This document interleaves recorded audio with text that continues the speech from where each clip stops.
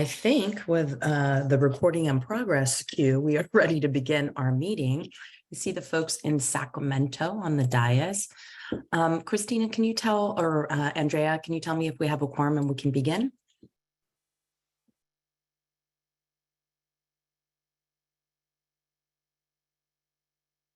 Yes, President Costa, quorum is established. Wonderful, thank you. Good morning. I would like to call the Board of Governors meeting to order this morning on Monday, May 22nd, 2023, beginning a little after 9 a.m. Until hopefully 5 p.m. And before the meeting gets started, I'd like to ask our board liaison, Christina Castro, to please review the meeting procedures and protocols. Good morning, and thank you for joining us for the May 22nd, 2023 Board of Governors meeting. To access the meeting agenda, please visit our website at www.cccco.edu and go to the About Us tab drop-down menu. Select Board of Governors, then Meeting Schedule, Minutes, and Agenda, and click on the blue Agenda hyperlink. In accordance with Bagley-Keene, members of the public wishing to comment on a specific agenda item or during public forum may do so one of two ways. In-person attendees must complete and submit a comment card request, which is available at the board liaison table. Following each item, your name will be called in the order it was received. Virtual attendees shall use the raise hand feature. If you are calling into the meeting, press *9. Following each item, your name will be announced, and you will be given the ability to address the board. The following is the order in which public comments will be heard at today's meeting. We'll begin with in-person public comments and end with virtual public comments for each item. As a reminder, for virtual attendees, closed caption is available. Click the CC icon at the bottom of the screen labeled closed caption to read live captioning. This concludes my announcements. President Costa, would you like me to call the roll? Please do. Thank you. I'll begin board member roll call. Hildegard B. Aguinaldo. Present. Darius W. Anderson. Yes. Adrian C. Brown. Present. Amy M. Costa. Present. Joshua N. Elizondo. Present. Tom Epstein. Here. Felicia Escobar Carrillo. Jolina M. Grande. Pamela Haynes. Here. Lieutenant Governor Eleni Kounalakis. Harry Legrand. Here. Paul Medina. Jennifer L. Perry. Present. Bill Rawlings. Present. Mary H. Salas. Present. Blas Villalobos. Present. Joseph R. Williams. Here. President Costa, quorum is established. Thank you so much. With that, I'd like to ask Board Member Williams to please lead us in the Pledge of Allegiance. All please stand and join me in the pledge. Ready? Begin. I pledge allegiance to the flag of the United States of America and to the republic for which it stands, one nation, under God, indivisible, with liberty and justice for all. Thank you so much. Next on the agenda, we are going to go into closed session. So we'll adjourn our open session and we anticipate we'll be there about 30 minutes or so, and then we'll reconvene back in open session. Thank you so much.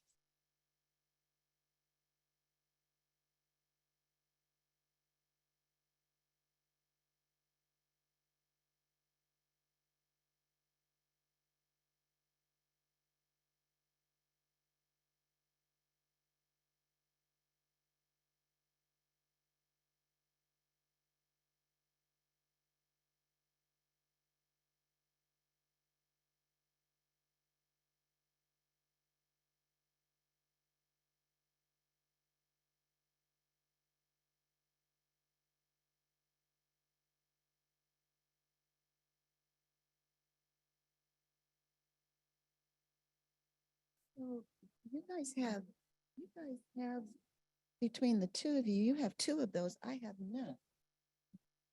To what? Plugins. 3 there.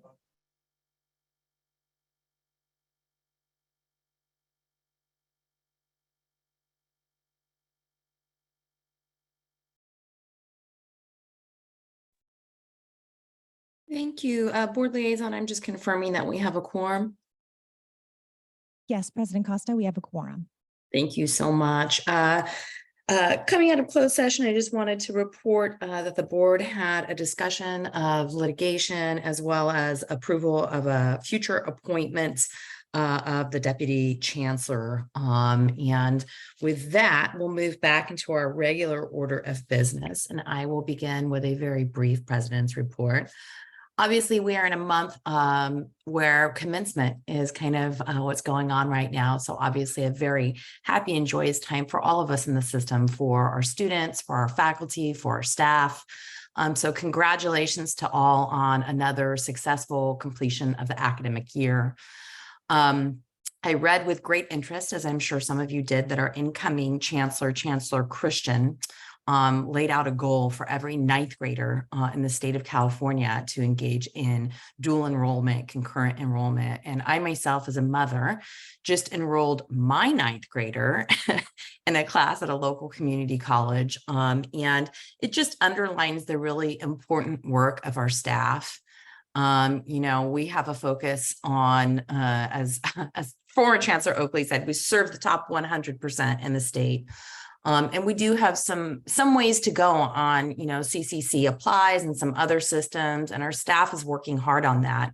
But I would say, after many years in this space on the policy side, it's really quite something different when you yourself fill out the FAFSA or you yourself try and enroll your student and you realize, unfortunately, we create some barriers to that. And so I look forward to our staff's work on this. I know they're working very hard on improving some of our systems. And that's why this work is so key, so critical. I also want to welcome Board Member Salas to her first board meeting with us. It's really a pleasure to have you join this wonderful group. I'm sure you will find them to be as delightful as I do. With that, I will turn it over to our Interim Chancellor, Dr. Gonzalez, for her report. Good morning, President Costa, who will make history leading our board meetings on Zoom while the rest of us are here in person. We can hear you clearly, by the way. And good morning, Vice President Aguinaldo, members of the board, and members in the public who are joining us here today. I will start my final Chancellor's report this morning with a lot of enthusiasm for the future of our system, pride in the accomplishments of our students and our colleges, and deep gratitude for this board and our system for trusting us and staying laser focused throughout this transition period. I too want to acknowledge that there is a very important month that we are meeting in today. So for this board to meet in May, yes, it is graduation season, or what others call smile season.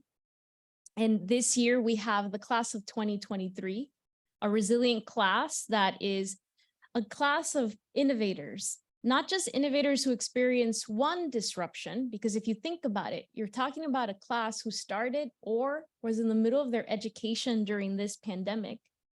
And not just one disruption, but throughout their educational journey, they saw the evolution of this system.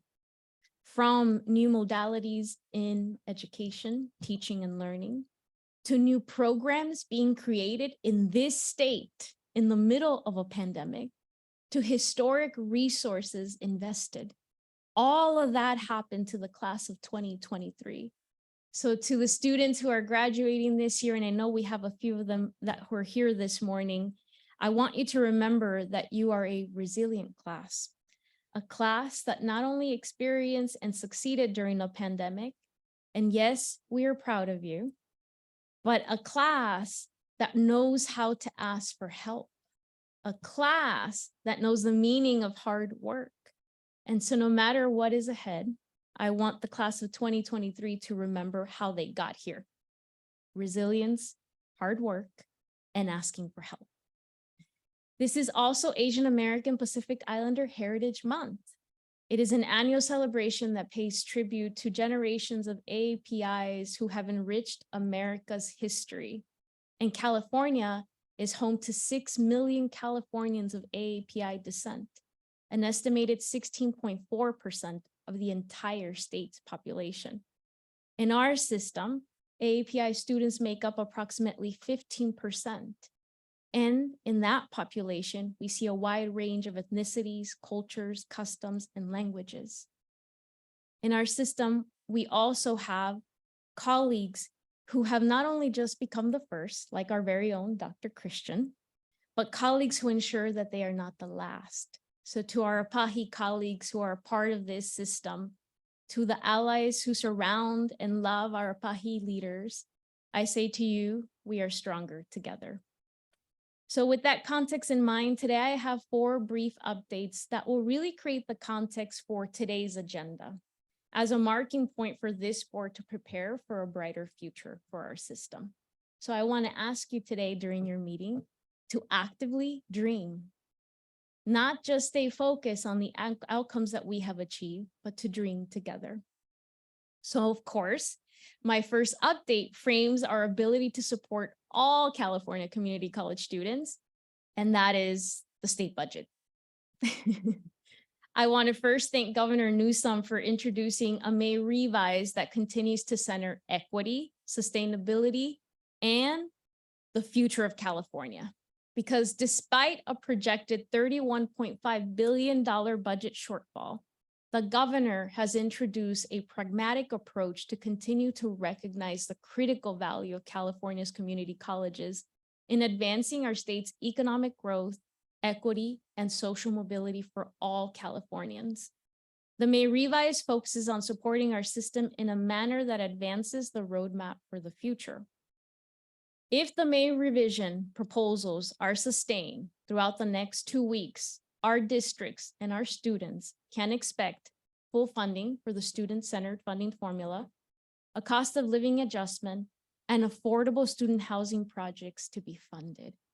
That is not what other segments of the state budget can say.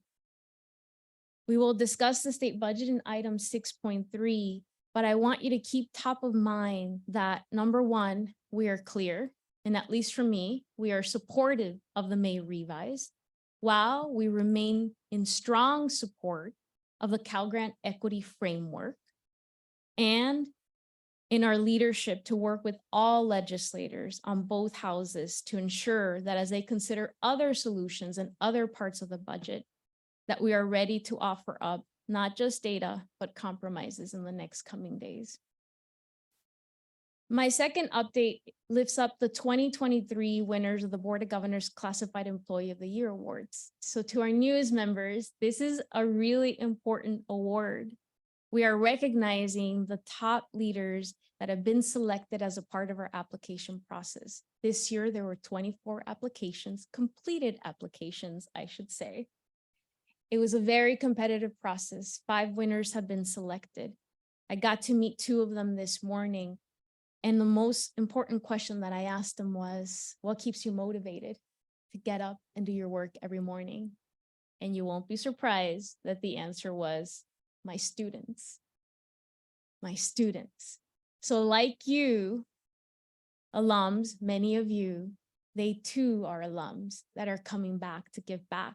So I lift up as a part of this update, Frederick, Eleanor, Joan, Nino, and Starla for being excellent representatives of a population of classified employees, a large population in this system, who are leaders, classified leaders, and not only love their work, but their students. My third update is really around the system, the state of the system, and you will hear a larger update on this, but it is significant and important enough for me to mention here and to put it into context, because for our newest board members, at every May meeting, this board hears an update on the state of the system. It is an opportunity to review your annual progress on the Vision for Success goals and the key accomplishments as a board, but more importantly, as a system. While we prepare to welcome Dr. Sonia Christian, it's important that this board lives out its commitments made in the Vision for Success. And that means that we are taking ownership of the outcomes that we have achieved up to this point so that we can prepare for a brighter future. I joined the Chancellor's Office in 2018, in January of 2018, as Deputy Chancellor, and I was inspired by the board's Vision for Success. Inspired because they were bold and ambitious, And they inspired me and other colleagues that I get to work with every single day in this office to come back and serve the system that gave us access to higher education. But more importantly, what inspired me was that this board was clear. It wasn't about a program. It wasn't about a siloed region. You fundamentally seeked different outcomes for students, which meant that you were not in love with the program or funding. You were in love with the outcomes that our students deserve. That is what brought me here. So today, I want to make sure that I thank the board members that were here when that vision was adopted. Board Member Epstein, you were here initially when that vision was adopted. Thank you. Board Member Haynes, thank you for being here as a part of that original adoption. And I also know that Member Perry and Member Anderson, who are on Zoom somewhere that I can't see, were here as well. But you set the course for this system, all four of you. And now we are at a point where we have to look back in the rearview mirror to see what we have accomplished and prepare to adopt new tools, prepare to really think much bigger. Why? Because this state of the system is going to show you the first set of outcomes where the pandemic began to impact what you will be seeing. Meaning the year that we are covering here is 2019-20, 2021, right? Because we're always 1 year behind. For many of these metrics, especially for employment in their field of study, you are waiting for students to finish their term 1 year after. What you will see is that as inequality widened for communities of color in other areas, such as health outcomes, mental health, homelessness, unemployment, and mortality rates, here in California's community college system, we saw equity gains. And yes, even more opportunities to close equity gaps. I highlight this item because we have been intentional about the items that follow your State of the System report. You have an opportunity to learn about equitable baccalaureate degree completion. You have an opportunity to hear about the state workforce plan in partnership with our K-12 partners. Those are two very critical items. And the reason why I say that is because the goal into the future, as you're looking at these outcomes that you have collectively achieved in partnership with 116 colleges, should be that California's community colleges should be the leaders in a partnership with the governor to achieve California's state goal. The first goal, California did not have a goal before this. California's state goal for 70% post-secondary degree and certificate credentials by the year 2030. And I cannot wait for us to get there. Yes, as we look at baccalaureate degree completion, it does include our very own baccalaureate degree programs at our colleges. But today you're going to learn about a new tool that was introduced in the state budget last year, and that's dual admission. You're also going to begin to see, hopefully, the connections between the importance of common course numbering, something that our very own board member Shabazian really advocated for, and we'll be honoring him today. You'll also see the connections back to the associate degree for transfer and why that needs to be a real promise, a real ticket for transfer for our students. And then, of course, the connections back to all of the other pathways that our students have. And I want to make sure that I pause here and look for Ginny in the crowd, because most recently our very own Academic Senate President, Ginny May, led critical work across systems to streamline the intersegmental general education transfer curriculum, yet another path for our students to gain access to transfer. And all of that is a part of this board's leadership, the opportunity to close equity gaps.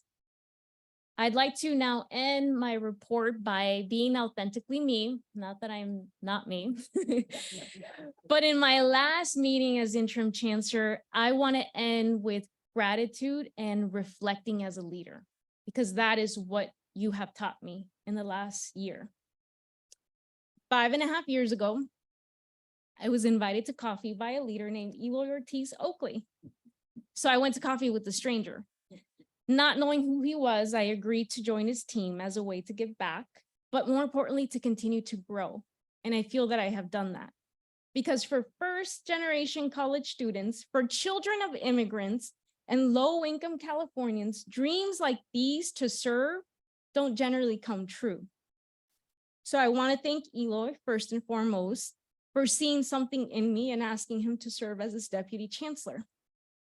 I also want to thank this board, the Board of Governors, for giving me an opportunity to serve as deputy chancellor and in the middle of a global pandemic as both acting chancellor and interim chancellor. What a crazy idea. But you provided me the runway to continue to serve, which is my calling, to serve and design for how we could implement the vision for success, for how we could support all colleges as they were adapting to a global pandemic, and yet at the same time innovating at a pace that none of us could have ever imagined. I want to also thank the Board of Governors because you have accomplished incredible things. And I want to make sure that you understand the magnitude, the historical footprint that you have left. I'm proud of our progress to end remedial education. And we're not there yet, but towards ending remedial education. I'm proud of our leadership to build a culture of unconditional belonging, not just for our students, but for our faculty and staff. I'm proud of our historic progress to increase the number of students earning degrees and credentials 20% every single year since the Vision for Success was adopted. I'm proud of our advocacy to transform outdated financial aid structures, not just in our own funding formulas, but in financial aid structures that don't serve our students. I'm proud of our leadership to secure additional resources that have led to the creation of Calbright College, the expansion of Next Up, the expansion of Rising Scholars, a dedicated funding source for equal employment opportunity, resources for professional development for classified employees, and yes, part-time faculty, and historic investments in affordable housing for our students, and targeted resources for Black and African-American student success. But we wouldn't be here, and I wouldn't be here without the Chancellor's Office team. And so I want to thank our entire Chancellor's Office team, in particular, the executive team and all 196 California Community Colleges Chancellor's Office staff, colleagues, 196 state employees. Thank you for your service and your dedication. Our work will continue and it cannot skip a beat. I want to have a special moment of recognition for Dr. Lizette Navarrete. Lizette, please stand up. For serving alongside me. And for making history as the second Latina to serve as Deputy Chancellor. She is both the leader who leads with integrity and heart. So thank you, Lizette. And lastly, I want to thank our student leaders, our CEOs, our faculty, our staff, our trustees in our system for their hard work and their trust. You inspire this board, you inspire me every single day. So board members, I end not just with gratitude, but reflection. And so I want to speak to the leaders who will come next and those that came before me.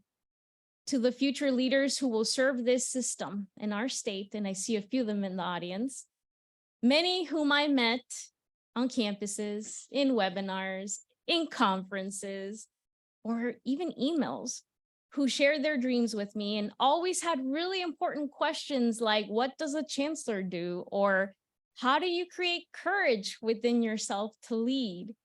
I will remind you, future leaders, that we're all leaders. Leadership is not a title. It is an ability to empathize and take action to support people with dignity and compassion. The next few years will be challenging for this system and this state, but we must all play a role. And I hope that you are ready, because I am.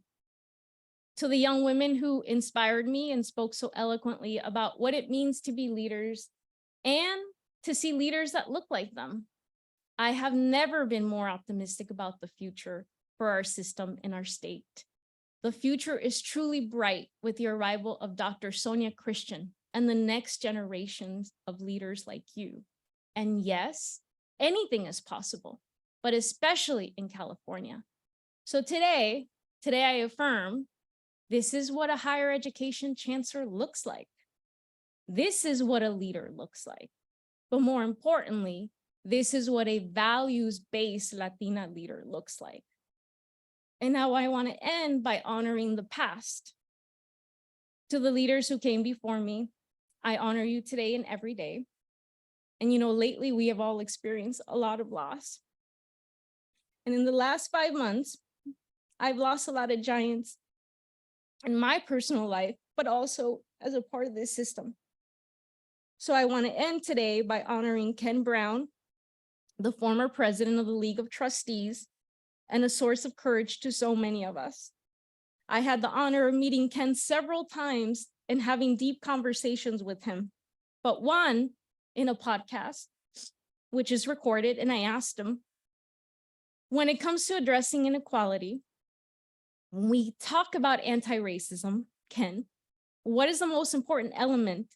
His response, action, action. And I will never forget that. I also lost 2 women leaders who I look up to. Gloria Molina, the first Latina to serve in the state assembly, and a generous leader who always opened the door to the next generation. And Anita Kreplin, a proud Mills College alum, an Oakland Unified principal, the first Latina to be principal, and a fierce equity champion. She changed my life and got me through college. So to Ken, Gloria, and Anita, thank you for teaching me what leadership is. I will pay it forward and never forget. So with that, board members, I will ask all of us to take a moment and just a minute of silence and think and reflect on those in your life.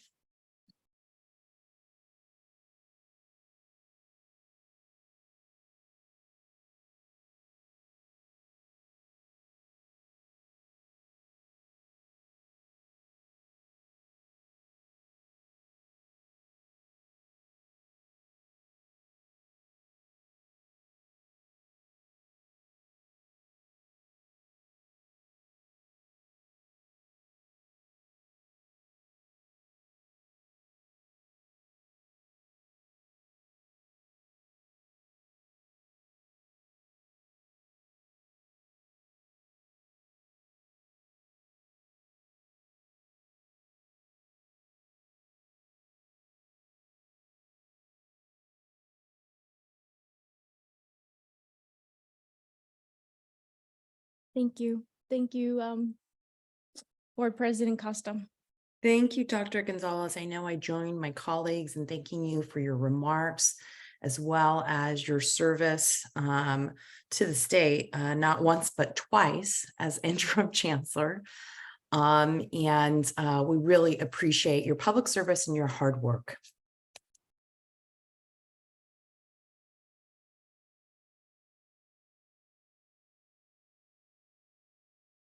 Thank you again very much, Dr. Gonzalez.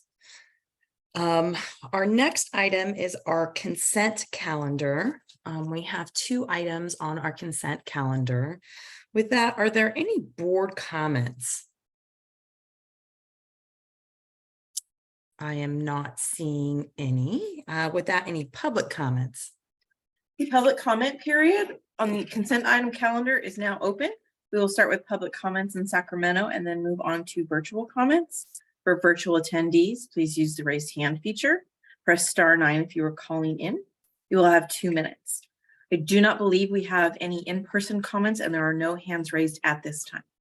Thank you, colleagues. I will entertain a motion and a second on the item. Move to approve Rawlings. I'll second it. Oh, go ahead. Hildegard B. Aguinaldo. Aye. Darius W. Anderson. Yes. Adrian C. Brown. Aye. Amy M. Costa. Aye. Joshua N. Elizondo. Aye. Tom Epstein. Aye. Jolena M. Grande. Aye. Pamela Haynes. Aye. Harry Legrand. Aye. Paul Medina. Aye. Jennifer L. Perry. Aye. Bill Rawlings. Aye. Mary H. Salas. Aye. Blas Villalobos. Aye. Joseph R. Williams. Aye. President Costa, the motion carries. Thank you so much. Our next item, we move into our action calendar is 4.1, approval of contracts and grants, and we have Dr. Navarrete presenting on this item. Good morning, President Costa, members of the board, Chancellor Gonzalez, thank you very much. Today I present to you item 4.1, approval of contracts and grants. As we are wrapping up the fiscal year and preparing to begin the next one, you have a lengthier list of contracts and grants this time, all very important endeavors and investments. Items 2, 3, 4, and 5, 2, 3, 4, 5, and 11 are new before the board. Others you've seen in some iteration before are extensions. Specifically, items 2, 3, and 4 are related to our efforts to improve data security and our data infrastructure throughout our agency and our system. Very important and also in alignment with our recommendations on cybersecurity. I'm also excited to see item 11, which is part of an expansion of the Emoja program that is going to be reaching more students and across our system, serving more Black students and leading to success and other students of color. So I'm happy to take any questions or walk through items that you might have questions, but in the interest of time, again, I'll open it up to questions on any of these items before you. Thank you, Dr. Navarrete. Board members, any comments or questions on this? Haynes, I don't know how. I have Haynes and then I have Anderson And Williams. and Williams. Thank you. I just want to make note of item 11 and the progress that has been made over the last, actually more than 20 years. The funding for this program started off on the backs of faculty who cared about Black students in reality. And for 15 years, they spent their time, their efforts to ensure that African descendant students got the support that they needed. They were a small band of about 15 across about, 15 colleges. And it was through their efforts, along with members on this board, that said, we really need to fund this, this endeavor. And so I want to thank those who have been supportive of this. On our campuses, and I can speak because of this, because I'm a trustee, over time there's been, and it's changed, but over time, this program, along with other programs, there were those who wanted to subsume it into support, not recognizing the importance of connecting Black students, one, with culture and with a sense of purpose and with a sense of who they are and the importance of who they are. And so this is a reflection of how much we've grown and how far we have come, that we have 73 Umoja programs across this state doing this work. And so I want to thank all those who have been in support of this endeavor, to see this reflected here, and the number of colleges, both old and new, who have embraced this. Thank you. Thank you, Board Member Haynes. With that, we have Board Member Anderson followed by Board Member Williams. Thank you. Just a technical question, because we have a couple of contracts. Are we going to vote on them together, or are we going to vote on them individually? Depends on the motion, Board Member Anderson, and how it goes forward. We could take something off if you're so inclined and want to make that motion.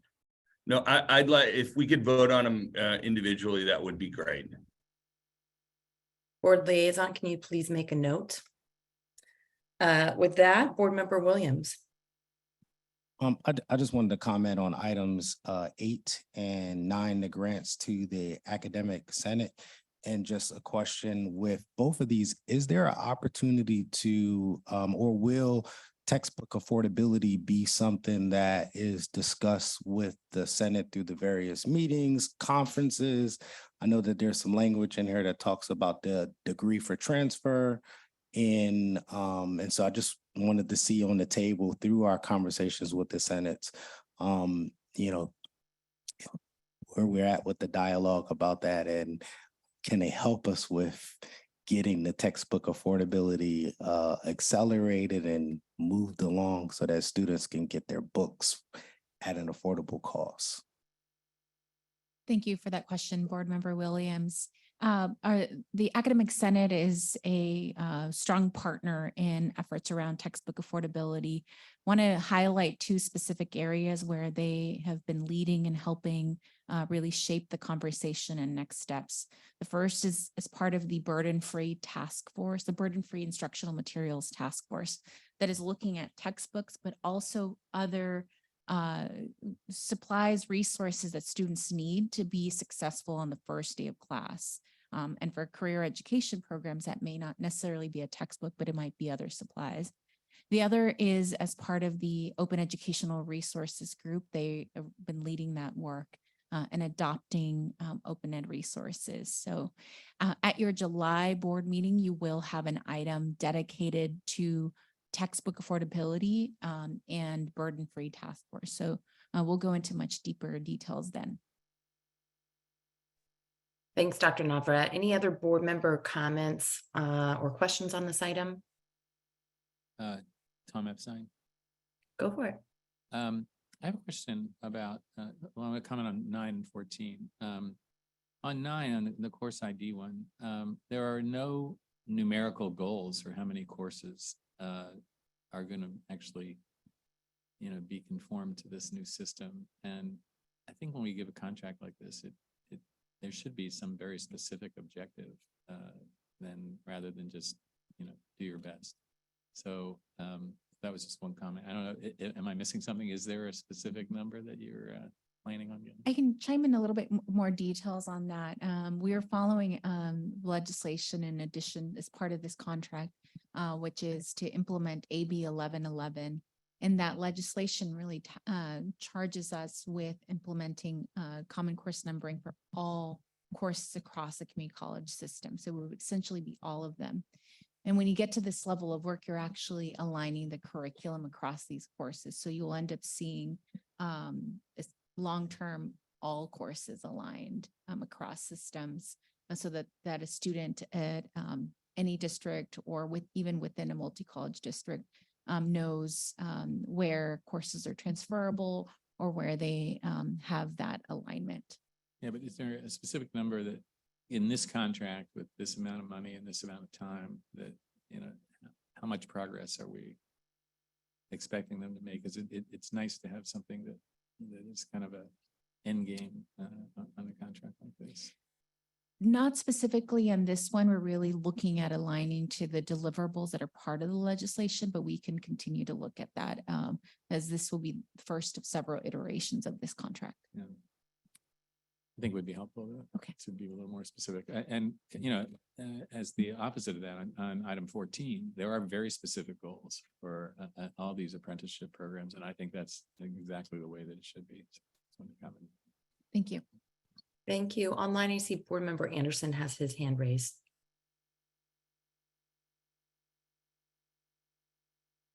No, it was just item 4. If we could pull item 4 out and vote on that separately, that would be helpful. Okay, great, colleagues. Make a note of that. I have one comment on item number 3, which I'm so happy that our staff are getting new laptops. We have the hardest working staff in the business, and these laptops they have right now are like tanks and they're running all over the place. So anyway, I'm very happy to see that item. 7 years seems like a really long period of time in technology world right now. So anyway, I'm very happy for our staff on that item. Any other in-room comments? Pam has one, Amy. All right. Board Member Haynes. Can you hear me? Oh, now you can. I can even hear me. So I just want to agree with Board Member Epstein. As a trustee in which all 4 of our colleges did common course numbering several years ago, it's critically important for the system to do so. And so I guess my question is,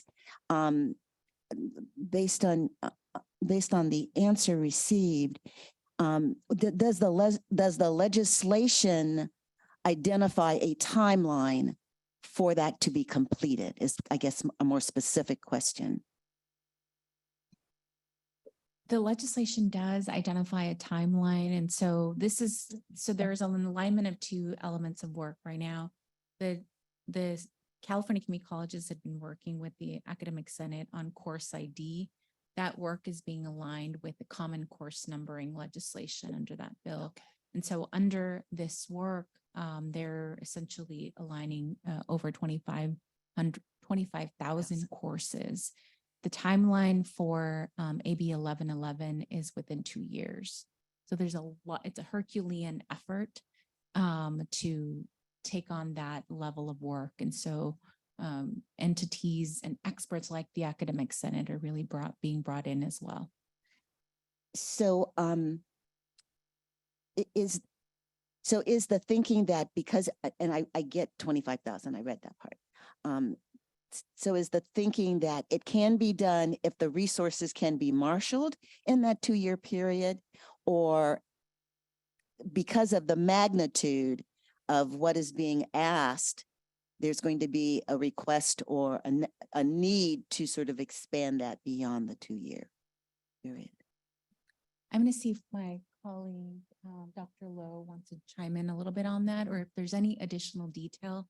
But as part of this effort, there will be many entities pulled in.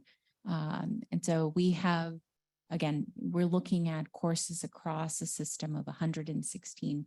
And for example, with the Los Rios district, when the Los Rios district began this work, even within a single college, even within a multi-college district, courses may not align. So we'll include a lot of bringing together of faculty. This particular effort is integrating some of the work that pre-existed common course numbering as part of the course ID. And that ensures that we're also aligning to CSU so that we can have alignment to the associate degree for transfer courses. Thank you. Good morning, Board of Governors. What I will add quickly, because in our informational item today, you will get an update on common course numbering and the implementation. So yes, there is a very specific legislated deadline. We are planning towards having a scaffolded implementation, and I'll talk more about what that means, which is something that I'm sure you all can understand. We have 73 locally elected districts and 116 colleges. And in total, I think when we counted them, we have over 500,000 courses. So can we achieve common course numbering in that timeline for our entire system? The answer is no, we cannot. But what you'll hear in our update is our focus on a scaffolded implementation process focused in on what common course numbering requires, which is to achieve common course numbering for our general education courses, as well as our transfer requirements. So we'll start there. I mean, we'll give a more holistic update on the ways that the task force is thinking through how do we identify the low-hanging fruit, right? Where are some of the areas within general education that we already have some level of similarity across our system? How do we start there? And then how do we create a timeline and plan of action to basically tackle those course areas one by one so that we can ultimately get to the goal of common course numbering, but it will take some time. So I thank you. My follow-up question was really not that I am absolutely in support of this. You have a cheerleader relative to this, but I think we need to be very clear-eyed about what we're asking the system to do. And so I needed you to explain that publicly relative to that, because we are such a big system and we have partners out there. And so I look forward to the plan being outlined relative to that. Thank you. Thank you, Board Member Haynes. I'm not speak now or forever hold your peace, colleagues. With that, we're going to move on to public comment on this item. The public comment period on item 4.1 is now open. We will begin with public comments in Sacramento and then move on to virtual comments. For virtual attendees, please use the raised hand feature. Press *9 if you are calling in. You will have 2 minutes. I do not believe there are any in-person comments and there are no hands raised at this time. Wonderful. With that, colleagues, I will take a motion in a second, and I would, you'll recall Board Member Anderson had a specific request on that. This is Member Grande, and I'll move approval of all contracts excluding item 4 to be taken separately. Second, Great. We got Williams with a second. Board Liaison, can you please call the roll, please? Yes. This is for the motion for contracts 1, 2, 3, 5, 6, 7, 8, 9, 10, 11, 12, 13, and 14. Hildegard Aguinaldo, Aye. Darius W. Anderson, Yes. Adrian Brown, Aye. Amy M. Costa, Aye. Joshua N. Elizondo, aye. Tom Epstein, Aye. Jolena M. Grande, Aye. Pamela Haynes. Aye. Harry LeGrand, Aye. Paul Medina, Aye. Jennifer L. Perry, Aye. Bill Rawlings, Aye. Mary H. Salas, Aye. Blas Villalobos, Aye. Joseph R. Williams. Aye. President Costa, the motion carries. Wonderful. Thank you. With that, colleagues, I will entertain a motion and a second on the remaining item as part of this agenda item. This is Rawlings. I'll move item 4. I'll second. This is Member Grande. Wonderful. With that, can you please call the roll? Hildegard B. Aguinaldo, Aye. Darius W. Anderson, Abstain. Adrian C. Brown, Aye. Amy M. Costa, Aye. Joshua N. Elizondo, Aye. Tom Epstein, Aye. Jolena M. Grande, Aye. Pamela Haynes, Abstain. Harry LeGrand, Aye. Paul Medina, Aye. Jennifer L. Perry, Aye. Bill Rawlings, Aye. Mary H. Salas, Aye. Blas Villalobos, Aye. Joseph R. Williams. Aye. President Costa, the motion carries. Wonderful. Next up, we have item 4.2, the Rising Scholars Network, presented by Dr. Lowe. Good morning, Board of Governors. Aisha Lowe, Executive Vice Chancellor of the Office of Equitable Student Learning Experience and Impact, bringing before you a second read of regulatory action to establish the Rising Scholars Network within our regulations. Next slide, please. Won't spend much time on background as we did consider this item for first read at your last meeting. We are all aware of the purpose of the Rising Scholars Network and the important work that our system is doing to support currently and formerly incarcerated students and transforming lives.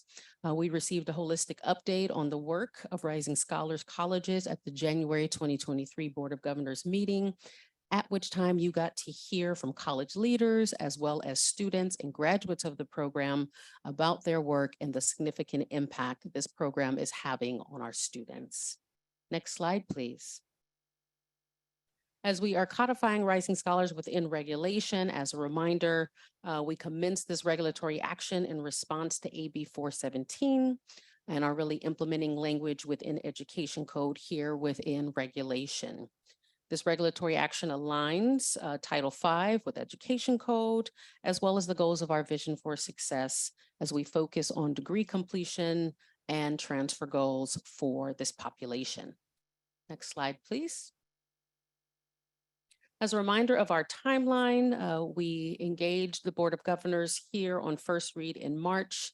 At that time, the 45-day public comment period commenced, as well as additional field vetting.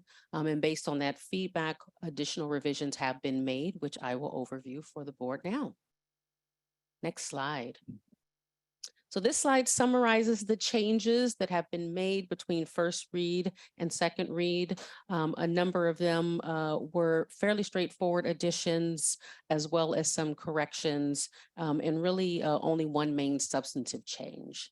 So one, under the opening section on purpose, we added the goals of the Rising Scholars Network. So you'll see that there. Under definitions, we added a definition of student-facing services. There was a request to specifically call out CDCR, the California Department of Corrections and Rehabilitation. That was done. A correction was made to the MIS data elements that are listed within regulation. And then the one more substantive change here is one of the important things we feel that was accomplished in this set of regulations was really focusing on how do you properly support students who are currently incarcerated and naturally by state of their incarceration don't have access to all of their paperwork and sometimes have difficulties in completing the administrative tasks of enrolling in and completing courses. So we had put in this very specific language around ensuring that currently incarcerated students can engage in administrative services through the U.S. mail. So it came to our attention in flagging that and that only, that could be misinterpreted to mean that was the only means of engaging with those students. So you'll see this revision of it now saying to engage those students or allow them opportunities to engage administrative services through the U.S. mail, online or in person, whichever is best suited for the student. There were also some references to education code that had been removed, but we heard from those implementing these programs in the field that those references were actually important as individuals are implementing programs, that they have a place to look to understand what are the other areas of education code that they need to track and pay attention to. And then we had one quick last minute change after our time with Consultation Council presenting this just last Thursday. In that opening section under the purpose, it initially said that one of the purposes is on-site programming, and it called out juvenile facilities, but didn't include prisons and county jails. So you'll see that we made that last minute change in preparation for today. I will not go over the next two slides, but the next two slides show you within the regulations where these changes that I just overview fall. So you'll see that highlighted in red text over the next two slides. But with that, we can take questions or comments. Thank you so much, Dr. Lowe. Board members, any questions or comments for Dr. Lowe on this item? I'm not seeing any. I do have one comment, Dr. Lowe, which is I thought the public comments amongst practitioners and the response by Chancellor's staff was really rich in this proposed regulation. And one thing came up that you couldn't address that I'd like just for future consideration, and that is fees for the justice involved. Somebody brought up that comment and you noted, we don't really have the current statutory authority to do that, but I thought it was a good point. I certainly know for this population, we wouldn't want, fees or the economics to serve as a barrier. And so I appreciated your comment on it, but I do think maybe for next legislative session, we should consider having that discussion with policymakers. Well, thank you for that comment. And one thing to also know is for the majority of our students, in particular who are currently incarcerated, right, they will qualify for our waivers. But to your point, it would be wonderful to see a flag that they don't even have to go through the process, right, that it's automatic for them. Yeah, something for us to work on. I know we have tons of work to do. With that, any public comments on this item? The public comment period at item 4.2 is now open. We will begin with public comments in Sacramento and then move on to virtual comments. For virtual attendees, please use the raised hand feature. Press *9 if you are calling in. You will have 2 minutes. We do not have any in-person comments at this time, and there are no hands raised. Wonderful. With that, colleagues, I will entertain a motion in a second on this item. Haynes moves. Second, Williams. Great. With that, please call the roll. Hildegard B. Aguinaldo. Aye. Darius W. Anderson. Aye. Adrian C. Brown. Aye. Amy M. Costa. Aye. Joshua N. Elizondo. Aye. Tom Epstein. Aye. Jolena M. Grande. Aye. Pamela Haynes, Aye. Harry LeGrand, Aye. Paul Medina, Aye. Jennifer L. Perry, Aye. Bill Rawlings, Aye. Mary H. Salas, Aye. Blas Villalobos, Aye. Joseph R. Williams. Aye. President Costa, the motion carries. Great, thank you so much. We have another second reading in item 4.3, which is the district cost recovery for public use of college facilities and grounds. Our general counsel will be presenting the item. Thank you, President Costa. Good morning, and good morning, Vice President Aguinaldo and members of the board. This, I think, is fair to say is really a housekeeping matter for you on second reading.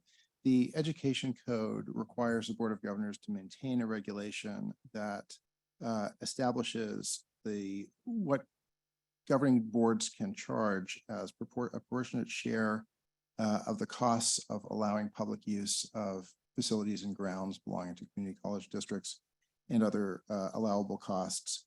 This regulation does that. It was enforced for many years. It needs to be readopted as a result of the readoption of the governing statute. There was a question at the last board meeting regarding whether costs should be recovered from nonprofits. And there is already in the regulation, I just wanted to note in the last paragraph, an exemption that allows districts to reduce the amount that they charge tax exempt organizations. So that is covered. So with that, I would take any questions that you may have, and otherwise I'd ask for a vote on the proposed Thank you. resolution. Board members, any questions or comments on this item? Seeing none, I will see if there's any public comment on this item. The public comment period on item 4.3 is now open. We will begin with public comments in Sacramento and then move on to virtual. For virtual attendees, please use the raise hand feature. Press *9 if you are calling in. You'll have 2 minutes. We do not have any in-person comments on this item, nor are there any hands raised at this time. Thank you so much. With that, colleagues, I will entertain a motion in a second on item 4.3. Also move. Second. I'll second. I have Perry and Anderson, I think, beat out the person in room. With that, can you please call the roll? Hildegard B. Aguinaldo, Aye. Darius W. Anderson, Yes. Adrian C. Brown, Aye. Amy M. Costa, Aye. Joshua N. Elizondo, Aye. Tom Epstein, Aye. Jolena M. Grande, Aye. Pamela Haynes, Aye. Harry LeGrand, Aye. Paul Medina, Aye. Jennifer L. Perry, Aye. Bill Rawlings, Aye. Mary H. Salas, Aye. Blas Villalobos, Aye. Joseph R. Williams, Aye. President Costa, the motion carries. Great, thank you so much. We have Dr. Lowe back up again with item 4.4, equitable placement, approval of English as a second language local placement assessments. Thank you very much, Board President Costa. Aisha Lowe, Executive Vice Chancellor of the Office of Equitable Student Learning Experience and Impact, here with another action item, the approval of ESL placement assessments. So as a reminder, Board of Governors, next slide. You haven't seen this item in about a year. It comes before you on approximately that duration as we conduct the work of the Assessment Advisory Committee, which, given our work in developmental education reform, AB 705, AB 1705, now primarily focuses on the assessment and evaluation of ESL placement assessments. So as a reminder, the Assessment Advisory Committee conducts this work. We work closely with that group and psychometric experts to help us to evaluate the validity, reliability, and fairness of placement assessments, again, now specifically within ESL. We previously brought before the Board of Governors a review of second-party vendor placements. Today, we are bringing before the board a small set of locally designed ESL placement assessments, which the Assessment Advisory Committee reviewed last month. And you can find more information about their work on our website. Next slide, please. So the Assessment Advisory Committee is comprised of stakeholders with expertise in assessment as well as ESL, English as a second language. Again, that group received psychometric training from a vendor that we work with, the Burroughs Center for Testing out of the University of Nebraska. We spend many, many hours talking about fun statistical topics that this group actually loves to engage in. So we appreciate their work very much. And this work is guided by a robust set of psychometric standards for placement assessments, which are hyperlinked on the slides and you can find on the website. That goes into grave detail about the ways in which we assess validity, reliability, and fairness for assessments. Next slide, please. Review of ESL placement assessments typically traditionally result in one of 4 approval levels, which we have previously reviewed with the board. You have full approval, which means that an assessment has met all of the psychometric standards. That assessment then has a 6-year approval cycle and has 6 years to continue the use of that assessment before it comes up for review again. You then have the provisional approval type. Here, the assessment has met all of the key standards around validity, reliability, but there's some follow-up information, some greater clarification that is needed somewhere, or an additional tweak perhaps to the methodology that the assessment is using. And so that college or that vendor, depending on what the case is, gets an additional year to close that gap and resubmit. You then have probationary approval, where some of the key concerns around validity have been met, but there's some additional analyses that need to be done that are going to take a longer time.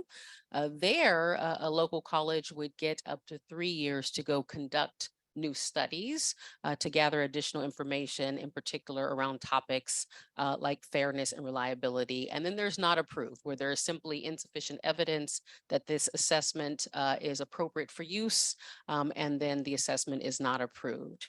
You see flagged here a one-time temporary form of approval called conditional probationary approval. And so this one-time temporary approval type is something that the Assessment Advisory Committee established for a number of reasons.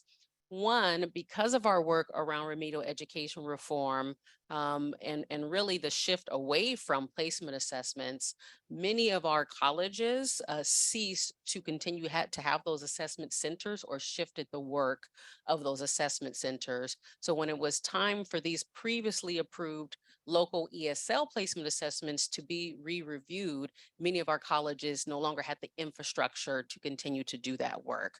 So taking that into account, we wanted to give our colleges grace and give them this opportunity for a one-time conditional probationary approval. We also allowed for this one-time status because these were previously approved assessments that were coming up for reapproval, and it would give our colleges sufficient time to reestablish some of those important assessment practices around their ESL placement tests. And so you'll see under this one-time and temporary conditional probationary approval, it gives colleges 1 year to finish conducting studies that are underway and then resubmitting to the Assessment Advisory Committee for approval. Next slide, please. So with all of that background and context in mind, we actually only had 3 locally developed ESL placement assessments that came before the committee, and these are the recommendations of the committee. For the American River College English as a Second Language Assessment, an approval type of conditional probationary approval. Again, this will give the college 1 year to complete studies that are underway and resubmit. At Los Angeles City College, an English as a Second Language writing assessment, which received probationary approval. So this one had more of the evidence that is required, and that will allow them to continue to use the tests, further test the test itself, and then resubmit within a 3-year period. And then lastly, at Los Angeles Pierce College, an English as a Second Language writing assessment, which also received conditional probationary approval. Last slide. So just general next steps for the Assessment Advisory Committee, which is an ongoing committee which will continue their work with annual cycles to review second-party vendor assessments as well as local assessments. Additionally, beginning next academic year, we will begin to engage the Assessment Advisory Committee on establishing an infrastructure and a process for reviewing guided placement and self-placement practices at our colleges. And with that, I will take any questions or comments. Thank you so much, Dr. Lowe. Board members, any questions or comments on this item? This is Harry LeGrand. Just a question. So are these like rolling campuses? So these are three, but there could be three more in the future, or as they develop these ESL guidelines, they come forward for approval? Absolutely. So this is a rolling process annually. So whether they're second-party vendor assessments or local assessments, the opportunity is always available for colleges to submit an application for approval. What's the student side of this look like? Like, are these incoming students that take this assessment, or how does it work? Typically, yes, right? So we're talking about, so as we think about the, exhaustive placement assessment process we used to have, Yeah. right? Our work in remedial education reform really brought that to an end. The place where assessments are still allowed per law is specific to the placement of ESL students. And so, yes, imagine incoming students who are English as a second language students engaging in a process. And most of our colleges' processes, part of the reason why you only see three is because most of our colleges have shifted to a guided placement or a self-placement process. Even with these colleges that still have an assessment, typically some sort of writing assessment, they are also pairing that with guided placement and self-placement processes. But yes, we're talking about the initial placement of English as a second language students. This is Tom. I have a question about this temporary conditional probationary term. So are these colleges that have been doing something but that was once in compliance and is no longer in compliance? I guess I didn't quite get why this new category has been established. Yes, so I will explain more there. So these are all assessments that were previously approved. And they have gone past their 6-year time frame, and in complete right transparency, the processes had sort of halted as we had various leadership transitions within the chancellor's office. So when I got to pick back up this work and see, okay, we have a slate of local assessments that are up for reapproval. You get that information out to the colleges, but because there had been so much transition around placement practices at our colleges, many of our colleges had not continued the process of collecting the data, right, and assessing for and reassessing for validity, reliability, and things of that nature. So when you put out the call that the time has come, right, you need to resubmit now a full application because it's been more than 6 years, and rightfully and understandably so, our colleges who still had some of these local placement assessments needed time, right? They needed time to conduct new studies. They needed time to reestablish these processes for gathering this data and assessing this data. If you take a look at our standards, which, I mean, you need something to help you go to sleep, you can put them by your bedside. But if you take a look at our standards, we are literally talking about full psychometric studies. I mean, it's basically like doing a dissertation.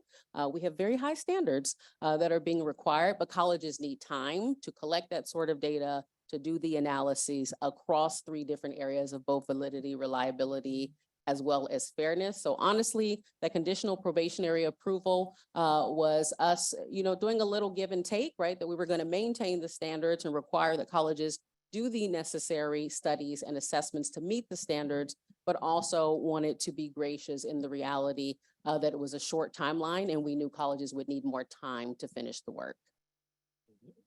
I guess I don't quite understand the difference between that and a probationary one. Is probationary Probationary gives you 3 years. That's the Oh, key okay. difference. Okay. So the balance for the assessment advisory committee is while we wanted to give colleges enough time to sort of reestablish these processes and do these studies, we did not want these assessments to continue to be used and impact students' outcomes for 3 years, Yeah. which is what probationary gives you. This gives you a 1 year for a college to fill the gaps in their studies and resubmit. Okay, thanks. I too have a question. Can you speak to the category or the groups of students that would be classified as ESL? Yes, that is important. So the key distinguishing factor here is we are talking about distinction between ESL and ELL, right? We may have a host of students who were classified as an English language learner in their K-12 career who have graduated from a US high school. Those students should not fall into this category, right? We are talking about literally students who are still learning the English language. So these students may be recent immigrants, they may be refugees, they may be older adults who were educated, right, in their home country, but now have transitioned to the US. So we're talking at a population of students who are literally still in the process of learning English as a language, which should be carefully distinguished from English language learners who have come through our K-12 system and have graduated from a US high school.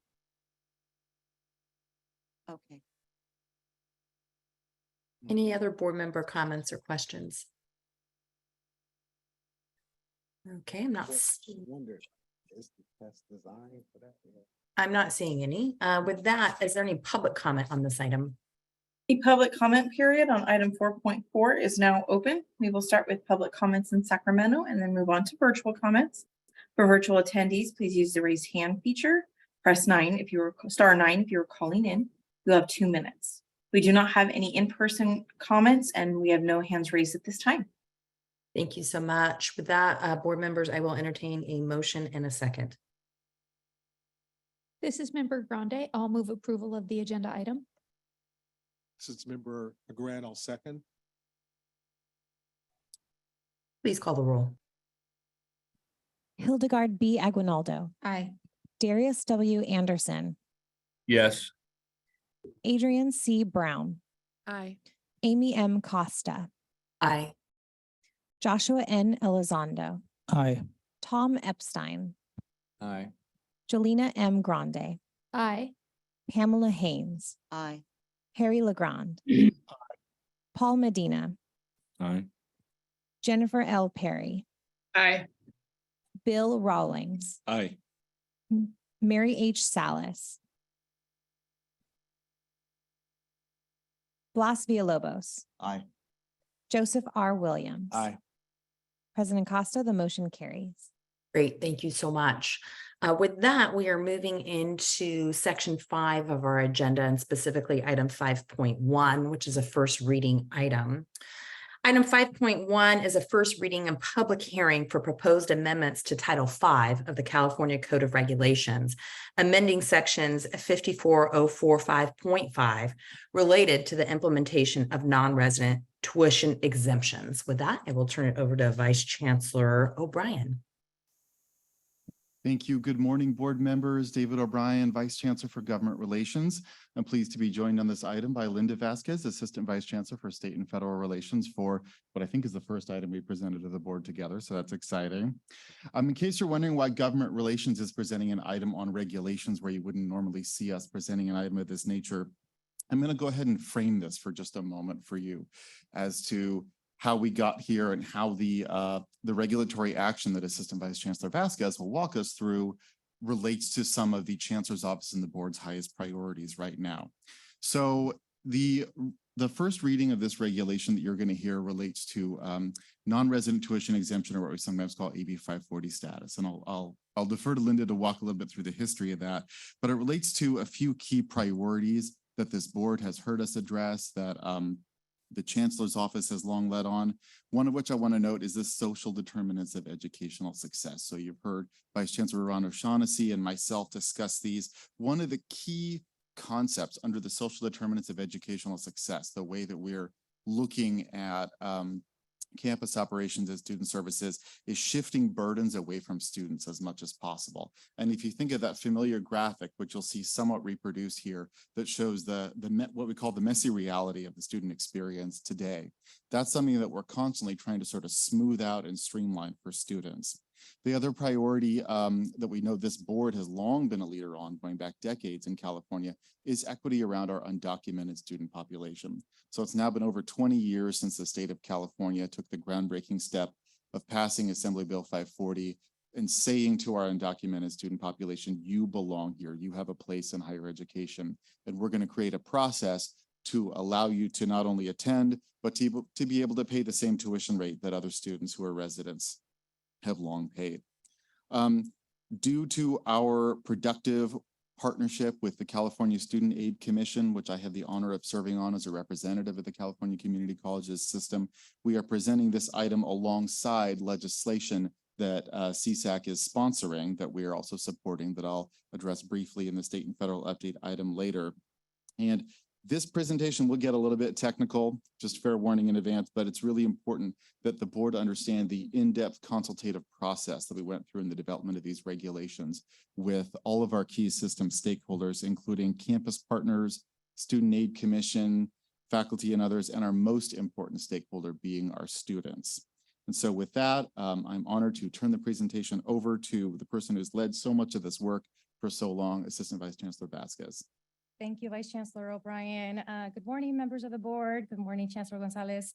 If you go to the next slide, let me just walk you through, provide you a brief summary of the changes before you. You have the handouts, but if we were to break it down into 3 categories, what we're doing is we are proposing to merge the affidavit or the verification process with that of the California Student Aid Commission. Non-residents who qualify for AB 540 also qualify for state financial aid, and for non-residents and undocumented students, they actually have to go through the California Student Aid Commission and apply for the California DREAM Act. So we're proposing to merge 2 efforts under one because the California Student Aid Commission or the California DREAM Act and a non-residency verification form asks them the same question. So we're proposing to include the Student Aid Commission as part of the verification process.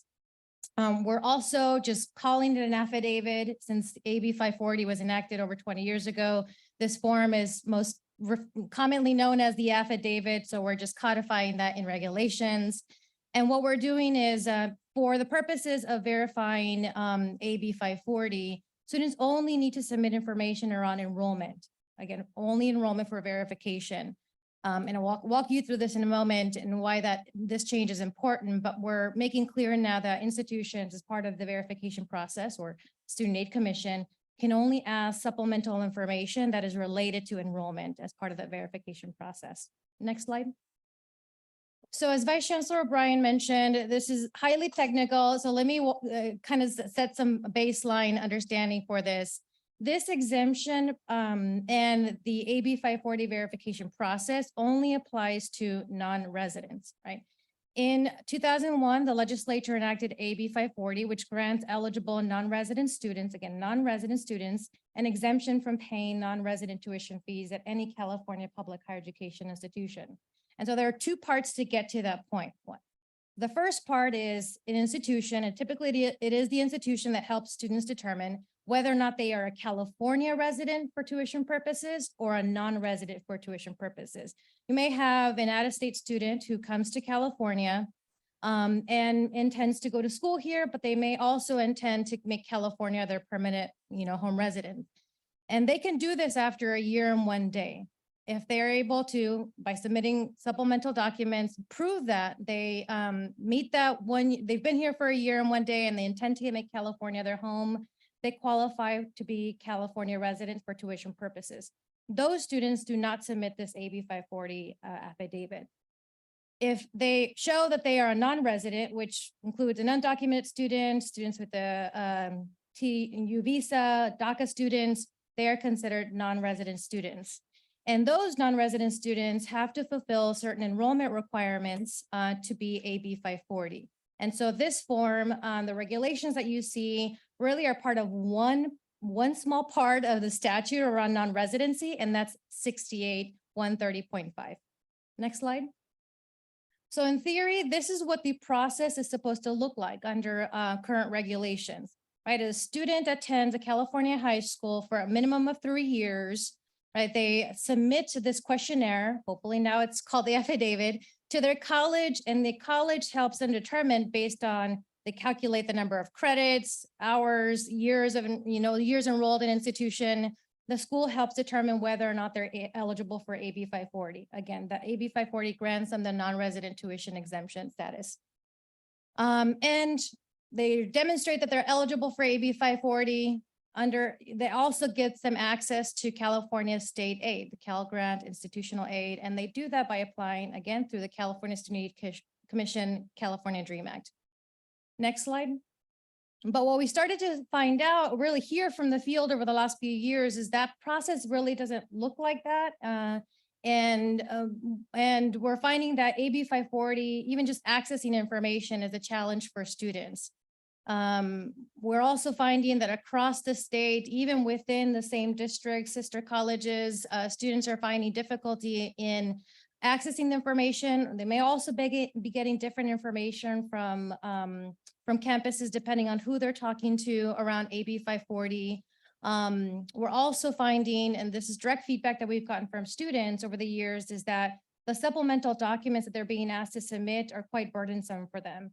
And remember, for non-residents, they cannot claim California residency. So asking them to submit information about residency is not needed for non-residents. And again, to the point that Vice Chancellor Bryan was saying around technicalities, I know it's getting too weedy. I'll give you an example. Some campuses may be asking students to submit bank documents, W-2 statements, records of their apprenticeship certification, the list goes on. And that information can be asked of students to verify residency. Those are natural questions you may want to ask to prove that a student is a California resident. You don't need that for non-residents because they cannot claim California residency. So the only supplemental documents we should be asking of non-residents is enrollment at an educational institution. So we think this is happening because colleges are trying to cast a wide net with the very diverse students that they are serving, so that they can say, we'll ask all of this information of you. We'll find out whether you're a resident or a non-resident, and if you qualify for state aid. But the consequence of this is that we're scaring students away from asking them very sensitive information. And the other challenge here is that we're now asking and housing information around undocumented students that we should not be holding. And so we started to ask ourselves, and how can our system increase access to our programs that are really intended to support undocumented students? Next slide. You pair this with some alarming trends. We've seen a significant decline of enrollment of AB 540 students over the last 4 years. We've also seen a decline of enrollment of the California DREAM Act application. Now, these are students who have already proven eligibility for AB 540. Now, imagine all the students who are trying to get to AB 540. Next slide. And so you may be familiar with this slide that we've used to demonstrate the complex maze that can sometimes be to navigate the college journey. And this applies to navigating AB 540 as well. And I'll say that in talking to practitioners and students, this isn't just an experience that's shared by students. Practitioners also have to navigate this maze because undocumented students may go to many people, whoever they trust on campus, to help them find out if they're eligible for AB 540. And that's if they know what to ask for, right? Like the student may not even know, that AB 540 exists for them. They may go to a DREAM Resource Center. They may go to a faculty member that they trust. They may go to a counselor. And so what we're seeing is that again, an attempt to cast a wide net, and this is a good thing, but an attempt to cast a wide net, we're asking students a lot of information that is confusing to them, and the systems around residency verification, AB 540 verification, and ultimately the application to apply for state aid is very confusing for students and for practitioners. Next slide. So these are all the things that we heard. And so we decided to take an inquiry-based approach to really dig into this, this challenge. One of our fellows last year did an audit of dozens of campuses across the state, just selected up and down the state, small colleges, large colleges, and put themselves in the shoes of a student. If I were to go to my campus website, where would I go to find information around financial aid for an undocumented student? And these are some of the things that they found. It was hard to find information on campus websites. Sometimes the questionnaire was not listed, although that is a public form. That is a form that is furnished by the Board of Governors and should be made available to students. And again, it's really unclear from students where the right starting point is. And so all of these points really urge us to consider convening an internal work group to find out what a solution could be moving forward. And so that internal work group met for about a year. It included folks from our It included our attorneys, our researchers, ed services, and government relations folks, and our residency experts from college finance and facilities planning. Next slide. So really the changes that you see before you are an attempt to merge, next slide, these last two things, right, is to merge the process that California knows around AB 540 eligibility and the questions that are asked as part of the California DREAM Act. Next slide. And the timing is we feel is appropriate now because there's a lot of buzz around how we can better support practitioners as they support students to apply for AB 540 and ultimately state aid. There's been a lot of buzz and advocacy, especially from this Board of Governors and our team around just legislative solutions that make AB 540 more accessible for students. And this year, the California Student Aid Commission has introduced a bill that would require CSU, UC, and the community colleges to merge our AB 540 verification process with that of the California DREAM Act. So if the board decides to move forward with these changes, we're essentially getting ahead of the legislation and preparing us for the changes that are to come.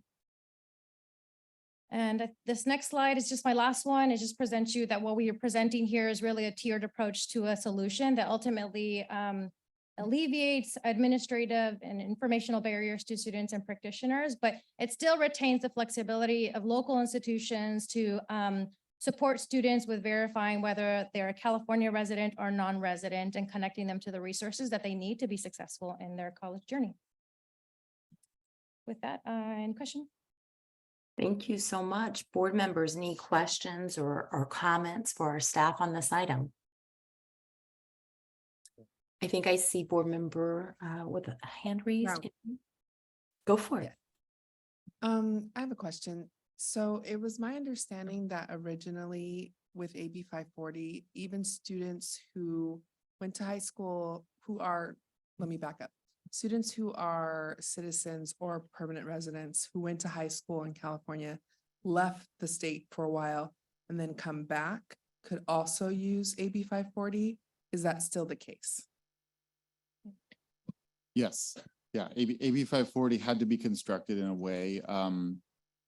You may be aware there's longstanding, I believe it's federal case law that restricts states' abilities to craft laws that specifically benefit people who do not have citizenship status or documentation. So AB 540 had to be crafted in a way that was legally speaking neutral to the person's citizenship status, but was intended, to ensure that undocumented students could attend institutions of higher education. And for those students, is there a benefit to already be linked into the Student Aid Commission website? Are there other things that those students would be using it for since they wouldn't be using the DREAM Act? It's unlikely that there would be much of a benefit to students who already have citizenship, because if they have citizenship and a social security number, they would apply for financial aid through the FAFSA, the federal application for financial aid. This is for students who use the California DREAM Act application. You can only use one or the other because the California DREAM Act application is for students who don't have a social security number. And what you speak to, Board Member Brown, is part one of the two-part verification, right? So those students, an institution would still need to help a student determine whether or not they still qualify to be a California resident, because you can leave and you can establish residency in another state and you need to come back and reestablish residency, but those students would not be impacted or go through this process that we're seeking. Thank you. Any other board member comments or questions on this item? This is Member LeGrand. I just want to applaud any effort that can be made to simplify these processes for these students. I mean, when I see if CSAC is already collecting information, and if they can share that, it would actually alleviate a lot of confusion. So I really want to applaud the effort. This is Williams, ditto. I think it would be helpful, like if we can just get a clear statement of who we're trying to open access to, because I don't understand why you can't just, if you have a driver's license, you can't just go to school. Like it's still really complicated. And I think, like understanding the segments, because the message that we give to high school counselors is going to be different than the message that we give to, say, counselors at adult ed. And so like when you're on these campuses and you're hearing this stuff gets explained to students, it's kind of like, and then they got to go get a signature, and then it's this document that's got to get uploaded. And so I'm not clear on like the system that you want to create. I get the concept, but you had that maze up there. It would be cool to see like an image of like what you want it to look like. But why, if you have if I have a driver's license, I should just be able to go to school. Like, why isn't it that simple? Like, why is it like I got to be 540 or I got to be 706 and green hair, blue hair is still too complicated for students? Like, how do we get to make it real? Just like, if I'm willing to go to class, I should just be able to be a student. Like, how do we get there? I mean, I think many people would agree with you. I mean, these are the parameters that the legislature has really outlined for us. There are very clear restrictions in who qualifies for that exemption and who doesn't, right? I mean, I can go down the list, but there's some concerns around out of state because we have the lowest fees at any community college in the nation. So that's always a top concern for the legislature. And I know Vice Chancellor O'Brien will go over this in his state update, but it may be one of the reasons why one of our sponsor bills didn't advance this year. But I think you speak to the importance of the process that comes after these regulations, are adopted. Should this board decide that, we will need to outline the process for how we promote this to students, how we support practitioners to this new change. Again, one of the reasons why we're presenting this now is because we will need time to build that out with the Student Aid Commission over the next year. Yeah, but do we know like if the current universe for who's eligible for the services are participating? Like, do we know that, like, of all of the possible people that meet the eligibility, like, are they accessing it at a rate that makes sense for us? I think it's safe to say, no, they're not. And that's one of the reasons why we're engaged in efforts of this nature, as well as the extensive outreach that we're doing, as well as the extensive, fact finding and surveying of students to determine what's working at what campuses and what best practices we can then elevate up to scale system wide. Because you raise a really excellent point. And I want to say that we are working towards that situation where there are as few burdens as possible for students, as little that they have to understand or memorize or learn in terms of forms to fill out and programs to qualify for, et cetera. And this is one piece of that. We have to get there, I think, to build that ship a piece at a time, but we're in the process of doing that now. So thank you for, reminding us of what that goal is and keeping us on track towards that. In terms of your second question, we don't know, but we can get to that question of learning who's eligible for what services, who's not accessing them, and how to reach out to them to ensure that they are. We can get there, I think, through things like how we got to these regulations, through listening to campus partners, through listening to students, through taking what works and scaling it up. So thank you for raising that. And I wish I could say as a personal level that I believe the answer to that is yes, but I don't think we do know that yet. Thank you. Are there One other last board member comment. questions or comments? Yes, one last comment, Brown. Harry Legrand applauded you for streamlining, but I also wanted to say, I think you were very diplomatic in discussing that there are some people that when they have a little piece of power, abuse it and have been telling students no. And I think that this eliminates that. And that is huge because every single student should be able to access this with the minimum of what is needed to be presented. So I applaud your effort to remove a huge barrier for students who otherwise might have been told no by some individual somewhere. It shouldn't be based on that. It should only be based on what the laws and statutes and regulations require. So thank you very much. Actually, on that point, I would like to talk about subsection C in the draft. And this is in part based on my colleagues' comments, which I wholeheartedly agree.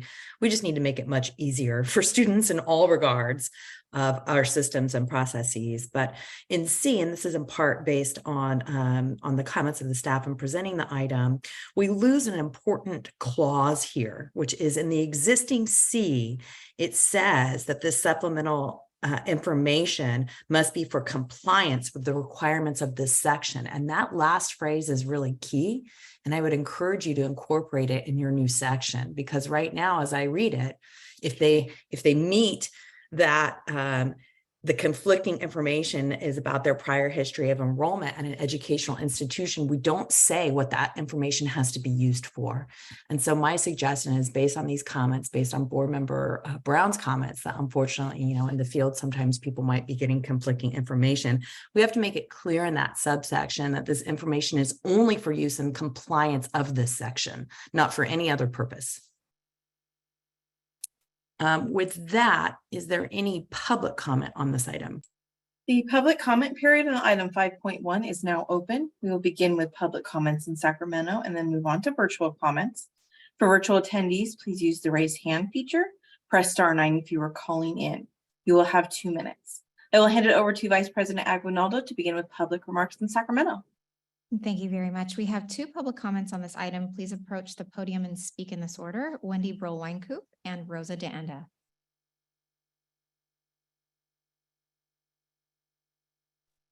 Before we get to public comment, I need to read something, and you guys are going to all have to pretend like I have a gavel. Okay, so bear with me when I say. The public hearing on item 5.1, the proposed amendments to California Code of Regulations Title V concerning the implementation of non-resident tuition, is now open. The purpose of this hearing is for the Board of Governors to receive comments and testimony from the members of the public regarding the proposed regulatory action. At this time, the floor is open for comments of the public. With that, please come up, Wendy.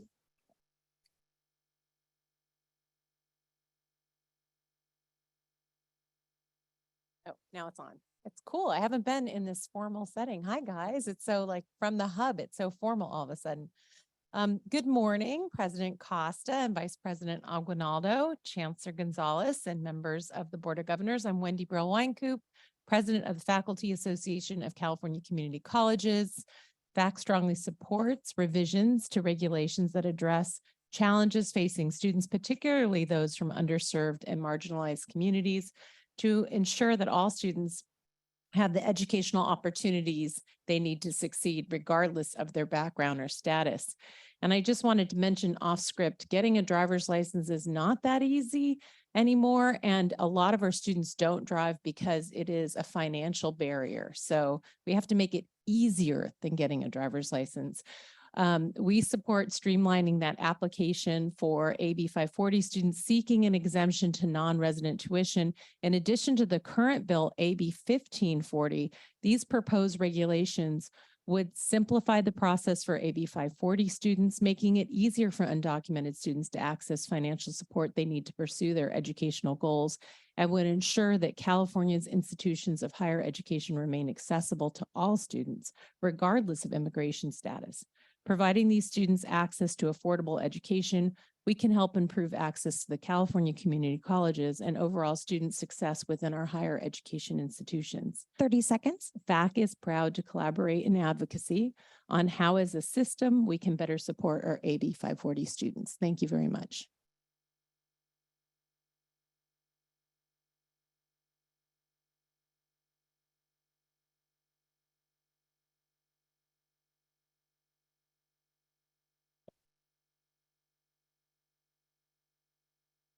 Good morning, members of the Board of Governors, Madam Chair, and Interim Chancellor Gonzalez. It's nice to be here before you. It's been a while since I've been in this board meeting. My name is Rosa DeAnda, and I'm here on behalf of the California Student Aid Commission. We are in strong support of the proposed regulation changes related to incorporating the AB 540 affidavit into the California DREAM Act application, or the CADA. Last year, the commission, in response to our concern about not enough students taking advantage of the CADA, convened a work group. That work group identified barriers for undocumented students seeking financial aid. At the top of that list was the confusion and the complication about getting the AB 540 affidavit submitted. There's an admission process, a financial aid application process. And in response to that, we issued a report, Renewing the Dream, in which these obstacles have been identified. We believe at the top of that list is the importance of streamlining the process and incorporating that AB 540 application into the CADA. We're sponsoring legislation that will do that. We're optimistic that we'll be able to get it to go through. We believe this is particularly important for the community college transfer students. If I'm an undocumented senior going directly to a four-year institution, it's essentially a one and done process. You complete your application for financial aid, you 30 submit your seconds. AB 540 affidavit, and you're done. For community college transfer students, they have to do it twice. Once when they enter the community colleges, and then again when they're going to transfer to a four-year institution. So we believe this is particularly important for our community college transfer students.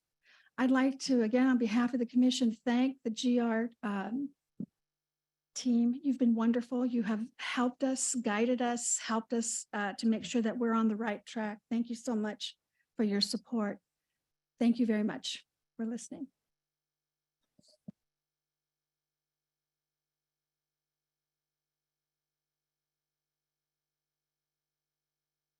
President Costa, I believe that concludes in-person comments and there are no hands raised at this time. Great, thank you. Hearing no further public comments on this matter, the public hearing is closed. This concludes the public hearing on this matter. All right, so that is another one, board members, that will come back to us at a later date. Next, we move on to section number 6 of our agenda, information and reports. And I'm quite delighted to introduce our Classified Employee of the Year Awards being presented by Interim Chancellor Gonzalez.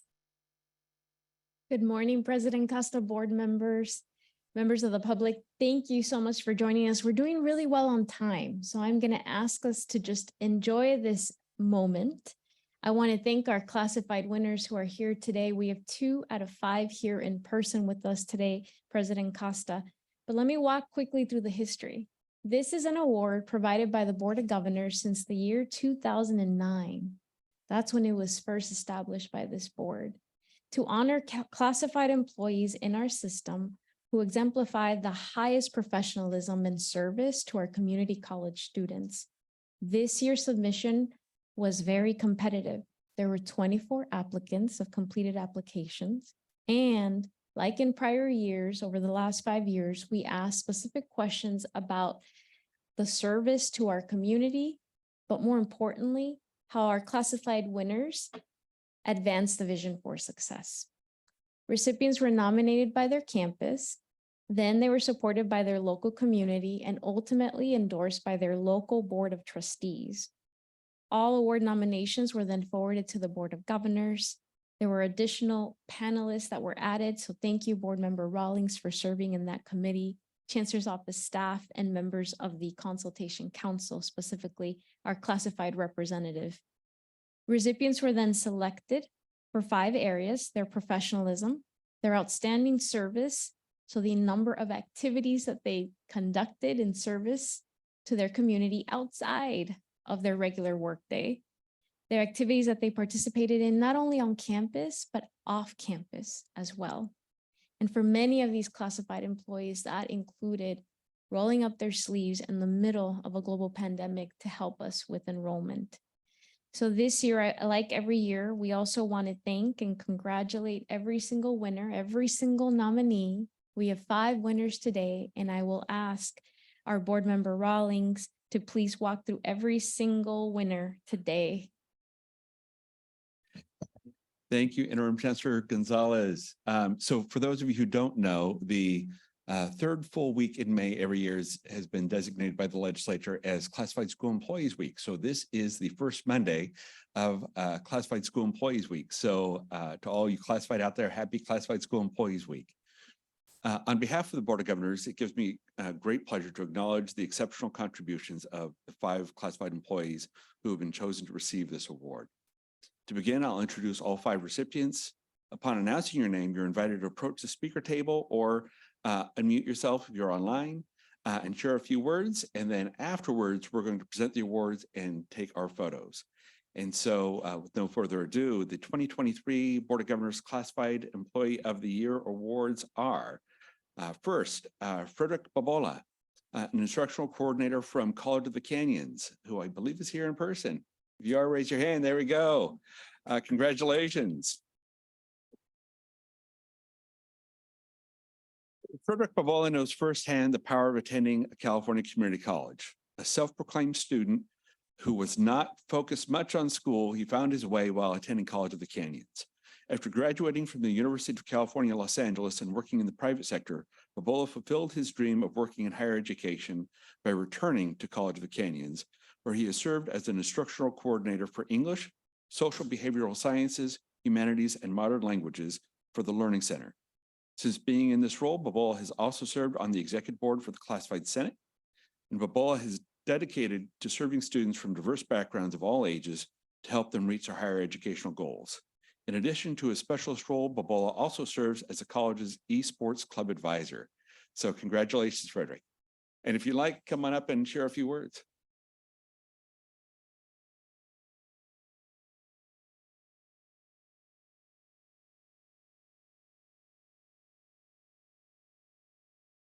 I knew that. I was just testing. Well, first off, thank you guys so very much for having me here. Thank you for even considering my nomination, and just want to thank everyone here at the board for selecting me. It's a huge honor. It was very humbling, and I just feel very blessed to be in the position that I am. And I would definitely would like to thank, Chancellor Van Hook back at College of the Canyons, where I'm from, because obviously without her leadership and her vision, I'm not here. I also want to thank my direct supervisor, Moj Dayman. She's been on and off a mentor and my boss for going back to 2004 when I was a student, working for her in Learning Center. And also really want to thank Leslie Carr. She's the one who nominated me, and Dr. Diane Fierro, who submitted my application. And then most importantly, I do want to thank my family, who supports me immensely, especially my fiance, Cami. She couldn't be here today. She really wanted to be, but I think she's on there. So if she sees me, hi, Cami, thank you. I love you. You're the best. And I know we only got a minute, and I love talking. So I think we'll just kind of end it there. Thank you guys so much for having me. Appreciate it.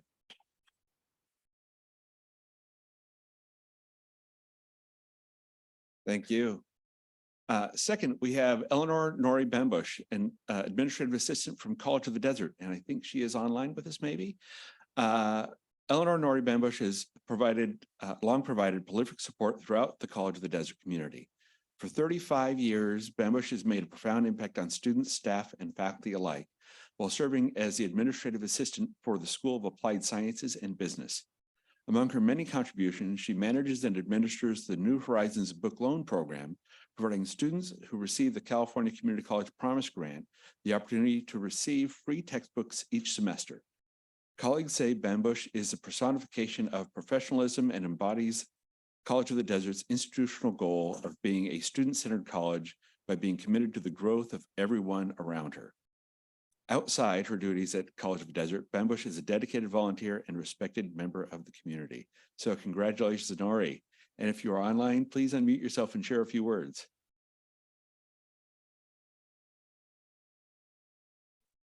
Eleanor, you were actually still muted. Yeah. There you are. Good morning. My name is Eleanor Nori Bambush. It is a great honor to be nominated and selected as one of the California Community College 2023 Classified Employee of the Year. I deeply thank the California Community College's Board of Governors, Consultation Council, and the Chancellor's Office for selecting me as one of the recipients.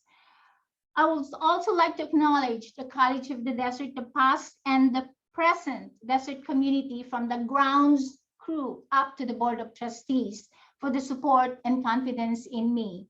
Lastly, my wholehearted gratitude to Marina Acosta, the School of Applied Sciences and Business, for their support, time, and efforts to meet the deadline for this immeasurable award of a lifetime here at College of the Desert. Again, thank you.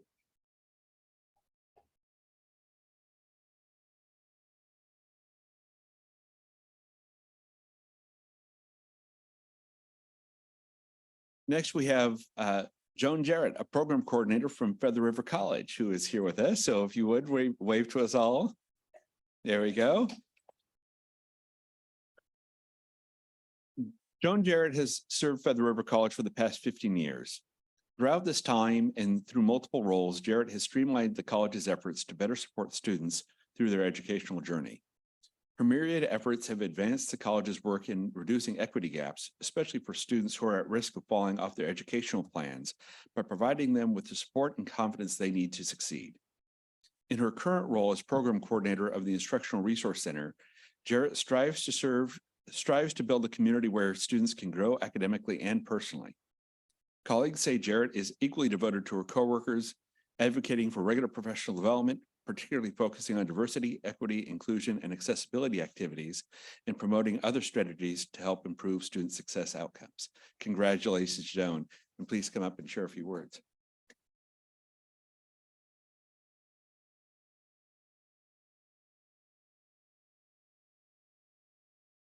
Thank you so much. This is an amazing time for me. And I see familiar faces in the house today because I was here the very first day of our semester here in Sacramento accepting an award on behalf of our campus for the John W. Rice Diversity and Equity Award.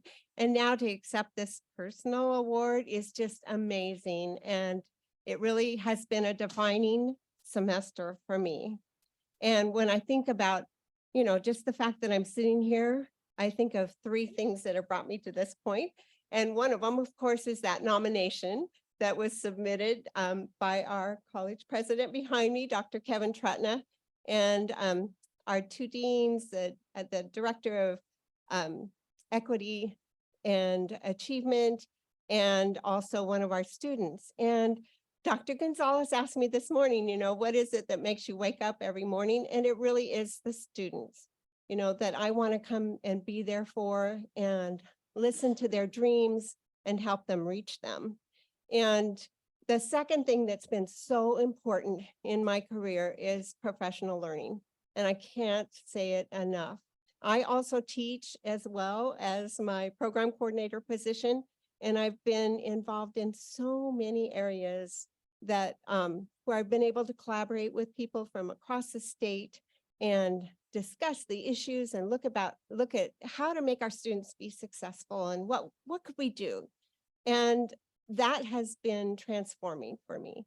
And I urge classified professionals to get more involved in professional learning because they are crucial. The things that they do enable the student to go into the classroom and be prepared to learn. And so often we don't see that, whether it's just listening to them, guiding them, creating a safe and clean environment, providing the support they need, whatever it is, these roles are crucial. And then the third thing, I just want to take a moment and publicly thank my husband who's sitting behind me because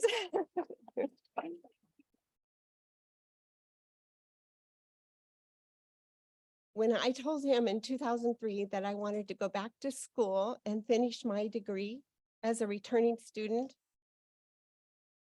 I don't think he even imagined what would happen, what was being unleashed.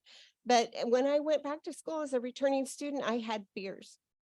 And I really thought nobody's going to want to talk to me. I'm older than the other students. They're not going to want to sit by me. All of those things that went through my mind. And in the very first week, I actually got tossed out of a class by a professor who said I couldn't enroll late. And I cried. I stood out in the outside the building and I cried. And my oldest son was in college and he came by and grabbed me by the shoulders and said, "Mom, you can't cry. You need to go back and tell them what you need." So I really have a heart for returning students and a heart for students in general. And I just thank you. I'm here today because of a husband that was supportive and allowed me to be me and has encouraged me on this crazy path that I've been on ever since with teaching and working in our learning center and working and collaborating with people around the state. I have an amazing network of people and mentors from all around the state, and that has been transforming for me as a person. And I thank you so much for this award and for recognizing classified employees and what they do. Thank you.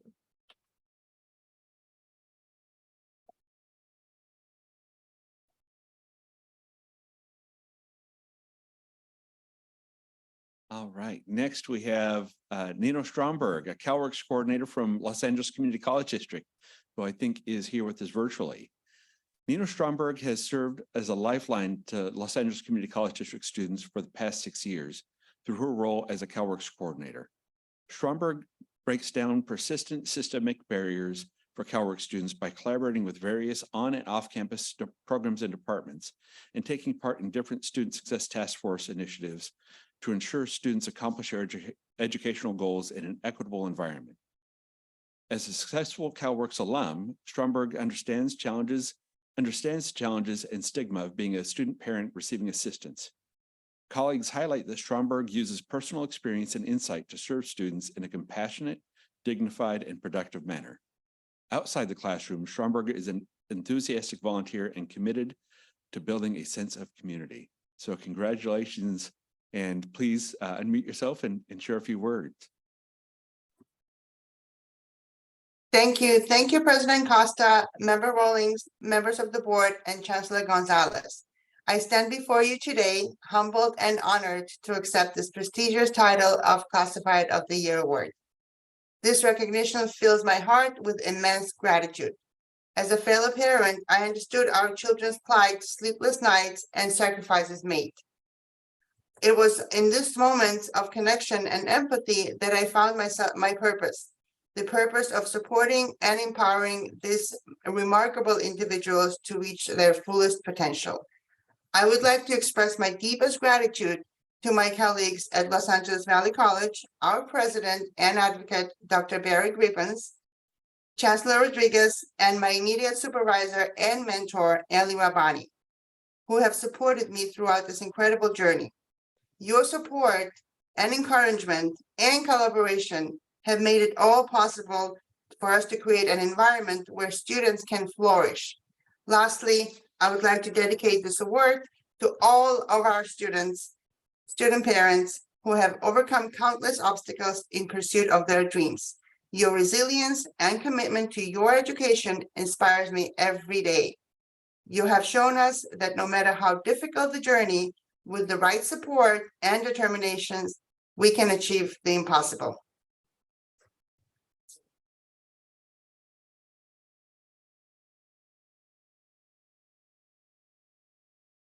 Thank you for all you do. Next, we have Starla Thomas, a career and technical education coordinator from Long Beach City College, who is joining us virtually. Starla Thomas has served students at Long Beach City College for the past 5 years as a career and technical education coordinator. In her role, she's been instrumental in implementing the Strong Workforce Grant by recruiting career education faculty to apply for awards to improve student success rates. Through her leadership, Long Beach City College faculty are developing career education programs to close equity gaps among traditionally underrepresented students. One of these critical initiatives is the implementation of a career technical education community model that supports Black and African American students to become successful in their pursuit of desired career pathways. In her free time, Thomas volunteers with nonprofit organizations to provide free counseling to low-income individuals who cannot afford or qualify for free medical assistance. Congratulations, Starla. Please unmute yourself and share a few words. Hello, everyone. I would like to say thank you for this award. I'm truly humbled by it. I would like to say thank you to my two favorite deans, Anthony Pagan and Jean Carbonero. In 2017, I left the private sector to work at Long Beach City College, and it was the best decision I ever made. Well, one of the best decisions I ever made. To be of service to our students is a blessing, and to be able to impact their lives so they're able to pursue higher education, to be employed in the field of study and make a living wage is the reason I wake up every day. And I'm so grateful that I am employed at LBCC. And like I said, it was one of the best decisions I ever made. Thank you.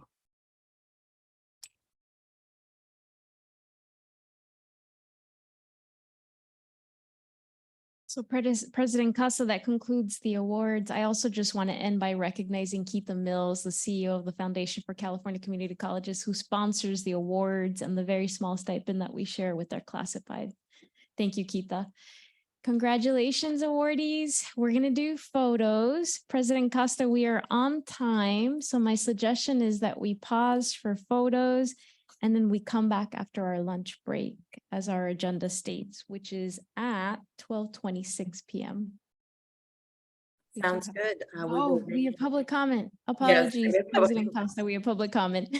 Yeah, and I'm sure the board members also want to comment, given the wonderful work that we saw highlighted today by our classified employees of the year.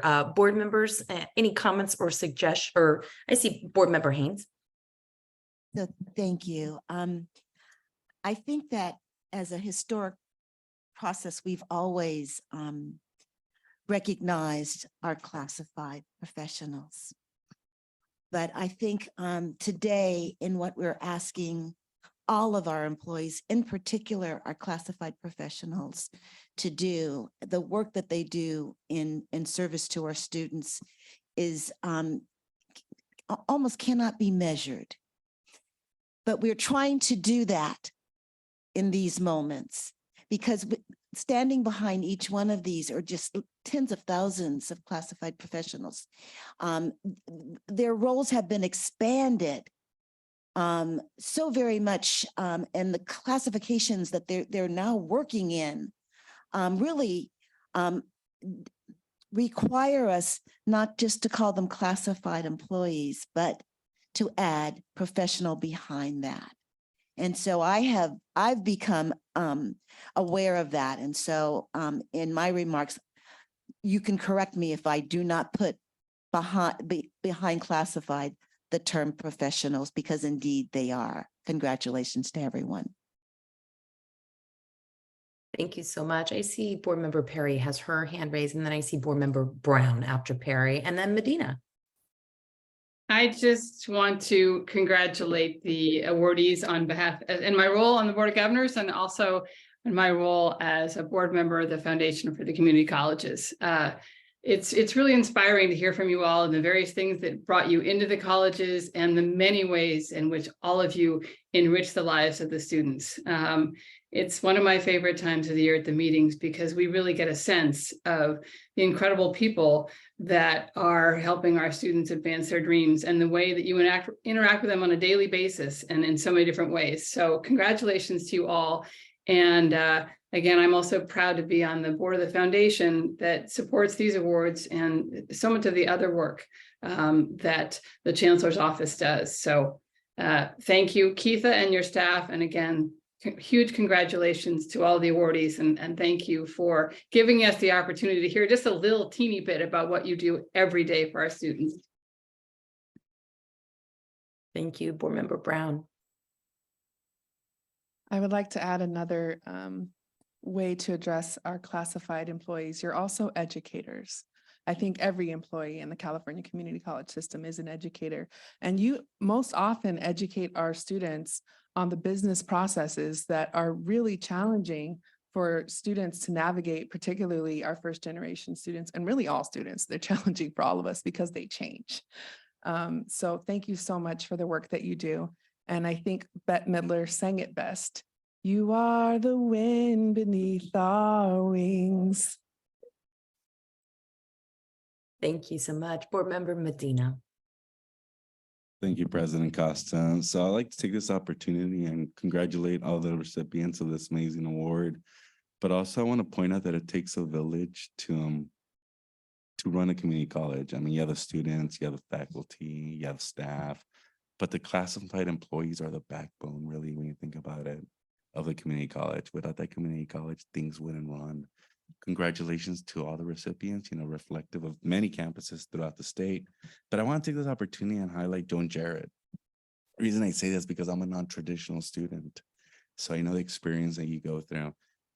Personally, I don't take day courses no more. Quite frankly, you see a big difference in age between me and my classmates, in which I'm double their age. I take evening courses, and those evening courses, it's so inspiring to hearing the stories like yours, the one you shared a few minutes ago, of coming back in school and not giving up, that perseverance that keeps you going and going. In this case, you have this strong support system there. But thank you, because those words are very touching. A lot of my work, my advocacy is around non-traditional students. So hearing your story really just made my day. And just on overall, everyone else that was, once again, that received an award today. Congratulations on behalf of students on the Board of Governors. Thank you. Any other board comments or questions in room? Seeing none, I will just add congratulations on behalf of my colleagues. I think, the theme for our board meetings so far has been often we have systems and processes that are difficult for our students. And I really feel classified professionals are at the forefront of helping our students navigate some of these things. Additionally, we're at an inflection point, and I can think of no other group of people, especially during the pandemic, that more directly helped our students in an unprecedented time. The classified professionals get it done every day. So thank you so very much. We can honor only a handful of you today, but I know that you each represent hundreds more that are doing this work every single day on our campuses. So thank you. We really appreciate it. With that, I would like to open it up for any public comment on this item. The public comment period on item 6.1 is now open. We will begin with public comments in Sacramento and then move on to virtual comments. For virtual attendees, please use the raise hand feature. Press *9 if you are calling in. You will have 2 minutes. I will hand it over to Vice President Aguinaldo to begin with public remarks in Sacramento. Thank you very much. And just a belated board member comment, President Costa, if you'll just entertain me for a second. I have the opportunity of sitting next to Interim Chancellor Gonzalez, who had a chance encounter with the classified staff on her first trip to Valley College. And I think it was the first person who really encouraged her to start her educational journey. So you never know whose life you're going to touch next. And I hope we all feel challenged to go out there and change someone's life today. So we just have one public comment from a person who's no stranger to this drill, Wendy Brill-Weinkoop.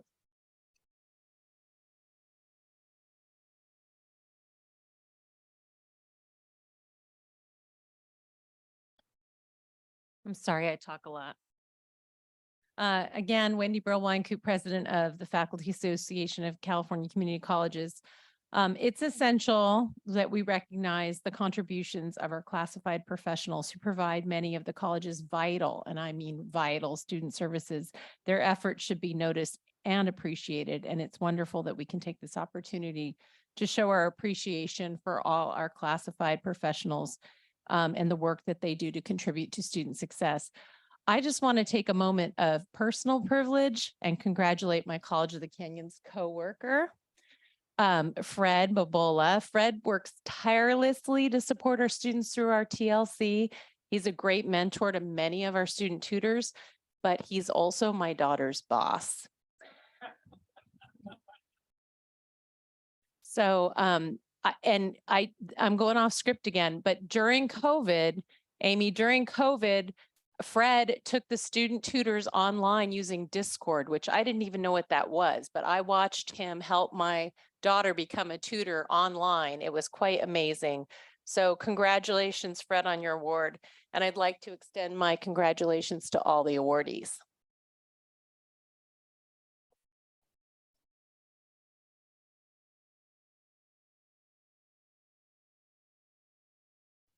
President Costa, I believe this concludes in-person comments and there are no hand raised at this time.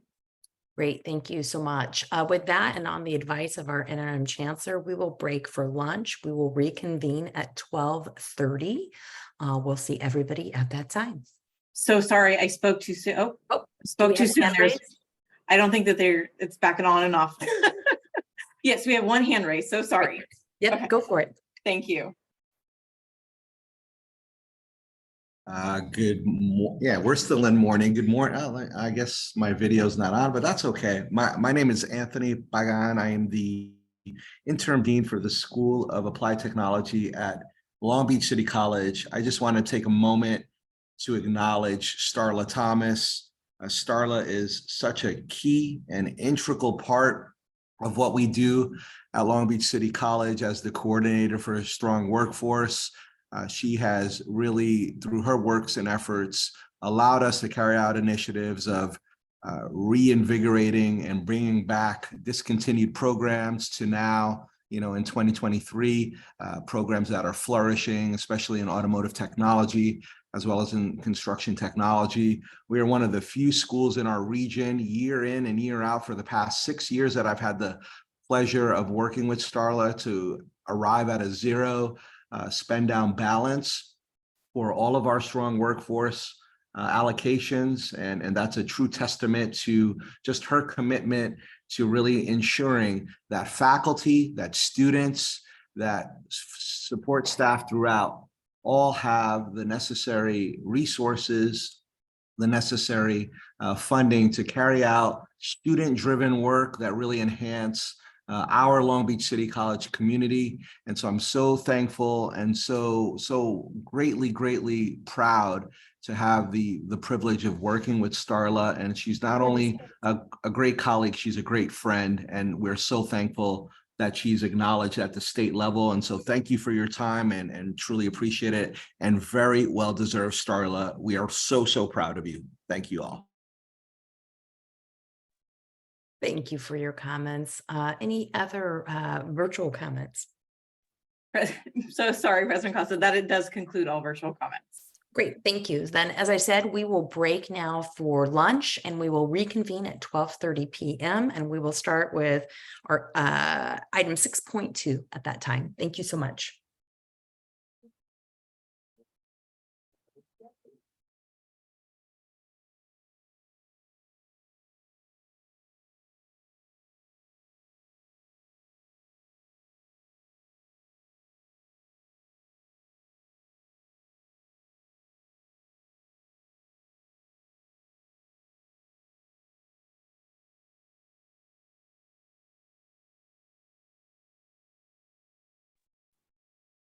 Thank you so much. Good afternoon. I'd like to reconvene the Board of Governors.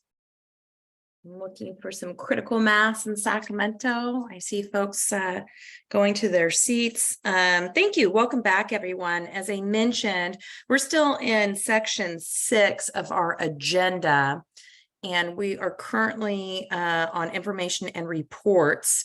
We left off, we have our next big item is item 6.2, which is our Vision for Success Spotlight, the State of the System Report for 2023. I see Dr. Gonzalez. I will wait for her to get seated. She's our presenter on this item.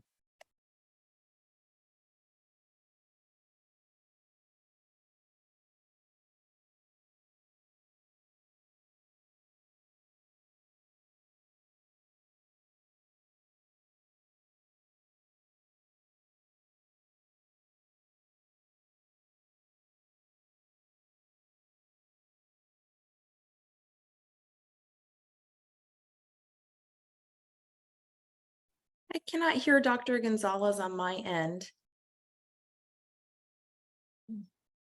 President Costa, can you hear me?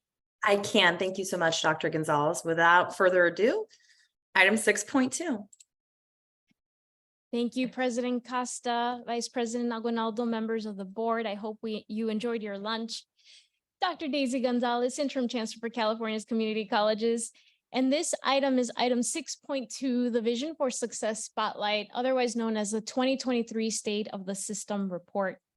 This is an annual report, as I mentioned in my opening remarks, and it covers the 6 Vision for Success goals that were established by the Board of Governors in 2017-18. So yes, we are approaching nearly year 6 of full implementation, but with any vision, you have a year of on-ramp. And in that first year, when the board adopted the Vision for Success goals, you secured a chancellor at the time. It was Eloy Ortiz Oakley. And you also did the internal work to really focus on the structural pieces, both in law and changes to this office.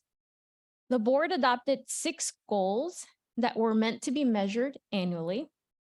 And along with those goals, you adopted commitments, 7 commitments that are really meant to be the values of this system, who we wish to become as a collective community. In other words, our culture.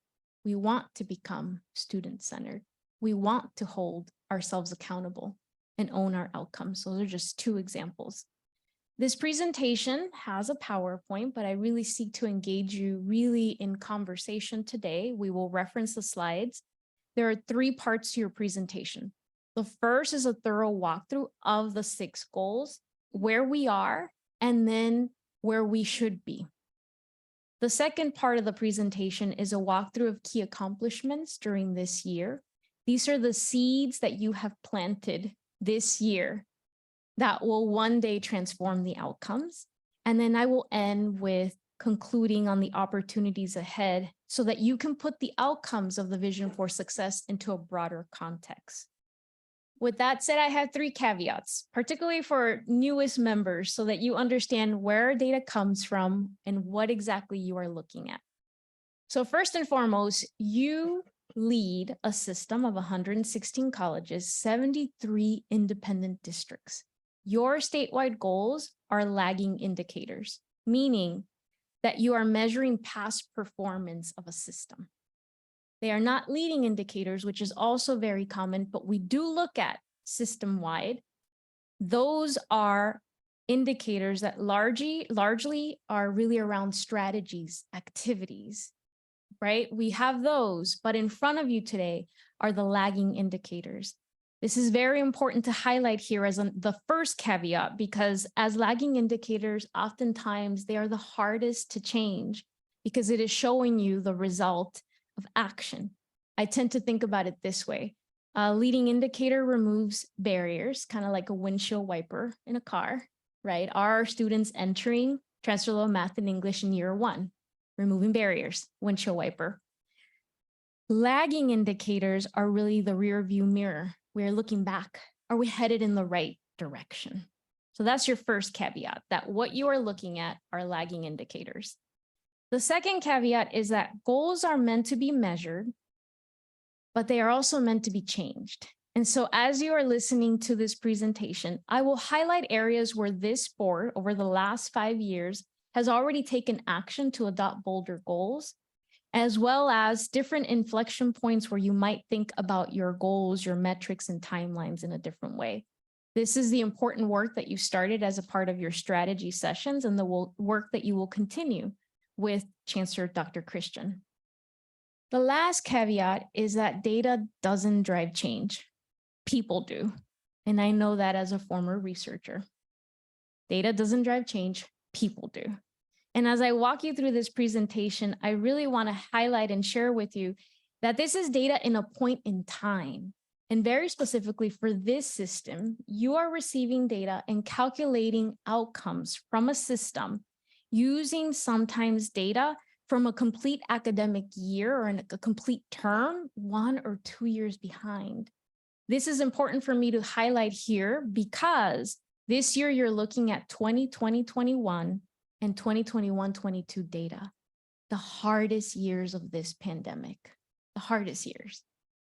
Why do I highlight that? Because in many of your lagging indicators, you have to wait for your students to complete their term, right? Oftentimes graduating and entering a work site, or there are different multiple ways that we are measuring. And so you're really looking at 1 or 2 years behind. The other key component is that we remain optimistic about the cradle to career statewide data infrastructure that's going to connect all of our higher education segments and K through 12 and all of the other agencies that impact the lives of Californians. But we are not there yet. So oftentimes the data does not exist within this structure. Doesn't mean it's impossible, but I highlight here this point because you're looking in the rearview mirror as a board. Now let's get started. Next slide, please. For each of the next few slides, what I will do is I'm going to pause for clarifying questions, but ask you to save discussion questions for the end, if that works. So these are the goals established by the board in the Vision for Success. In the past 6 years, the Vision for Success has been the North Star for this system by making clear our goals to improve student outcomes, not just in demographics and by regions, but among really key indicators. From the beginning, the Vision for Success has always been about equity. The goals that you are seeing here are the accompanying commitments as well as the actions that you are asking our colleges to take. And the most important part for me here is that you were asking them to center their work around their students' end goal. When implemented with integrity, which is what this board has always said, These commitments have the power to dramatically improve outcomes for students of color, students whose income, region, or life circumstances have put them at a disadvantage. But now, nearly heading into year 6 of the Vision for Success implementation, we do continue to see progress, but even though some pandemic-related setbacks are now starting to reveal themselves.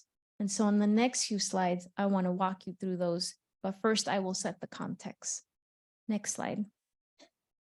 It's important to understand the volatility of the data, the conditions that we are about to walk through, the conditions that our students had to live through, which is then reflected in the data that you will see. Our state was still reeling from the public health, social, and economic effect of COVID-19 and other pandemic-related strands. These conditions affected both our students, but also the faculty and staff on our campuses. A great many of our students also were already resourced, under-resourced, more vulnerable, and during the pandemic, more acutely impacted for a longer time. COVID deaths in the state of California were shockingly high. We lost more than 101,886 people in California due to COVID. Those are reported cases. The economic conditions during this time period, which included our job market, were extremely unstable. Some job sectors for which our students were studying and training for were completely upended and nearly wiped out during these years. And in 2021, 46.1%, nearly 50%, 46.1% of adults in California reported symptoms of anxiety and depression. Homelessness had increased, with a quarter of Californians living in or near poverty. And to make it more real, I want to tell you about a campus that I visited just last month. I asked a student, as you can guess, what makes you optimistic about the future. And he shared with me that he was undocumented, had lost 4 loved ones, including his mother, during the pandemic. And yet he had an answer for me. He said, my faculty and getting a job. That was his answer for me. This was the reality for many of our students in 2021. They did not lose hope. They remained optimistic. And the data that you are about to see covers those years, 2020, 2021, being the primary set of data. So that covers that academic year. Remarkably, the next few slides that I will walk you through show that the Vision for Success has allowed us to remain at least stable. We have seen equity gains, and yet as a board, it's important to see the equity gaps. In other words, as we look at these slides, the pandemic effects begin to surface in this data, but not to the extent that we might think, which I hope will surprise you. Next slide. I do want to be clear though, the pandemic's harm on our system and our students would have been much more severe if not for the quick response of this board and the state and federal partners that supported our students. Nationwide, 18 million students were helped by emergency aid for colleges and universities throughout the height of the COVID-19 pandemic, more than half of which was used to provide emergency grants for students. These funds were provided through several rounds, 3 rounds of the Higher Education Emergency Relief Funds, otherwise known as HERF.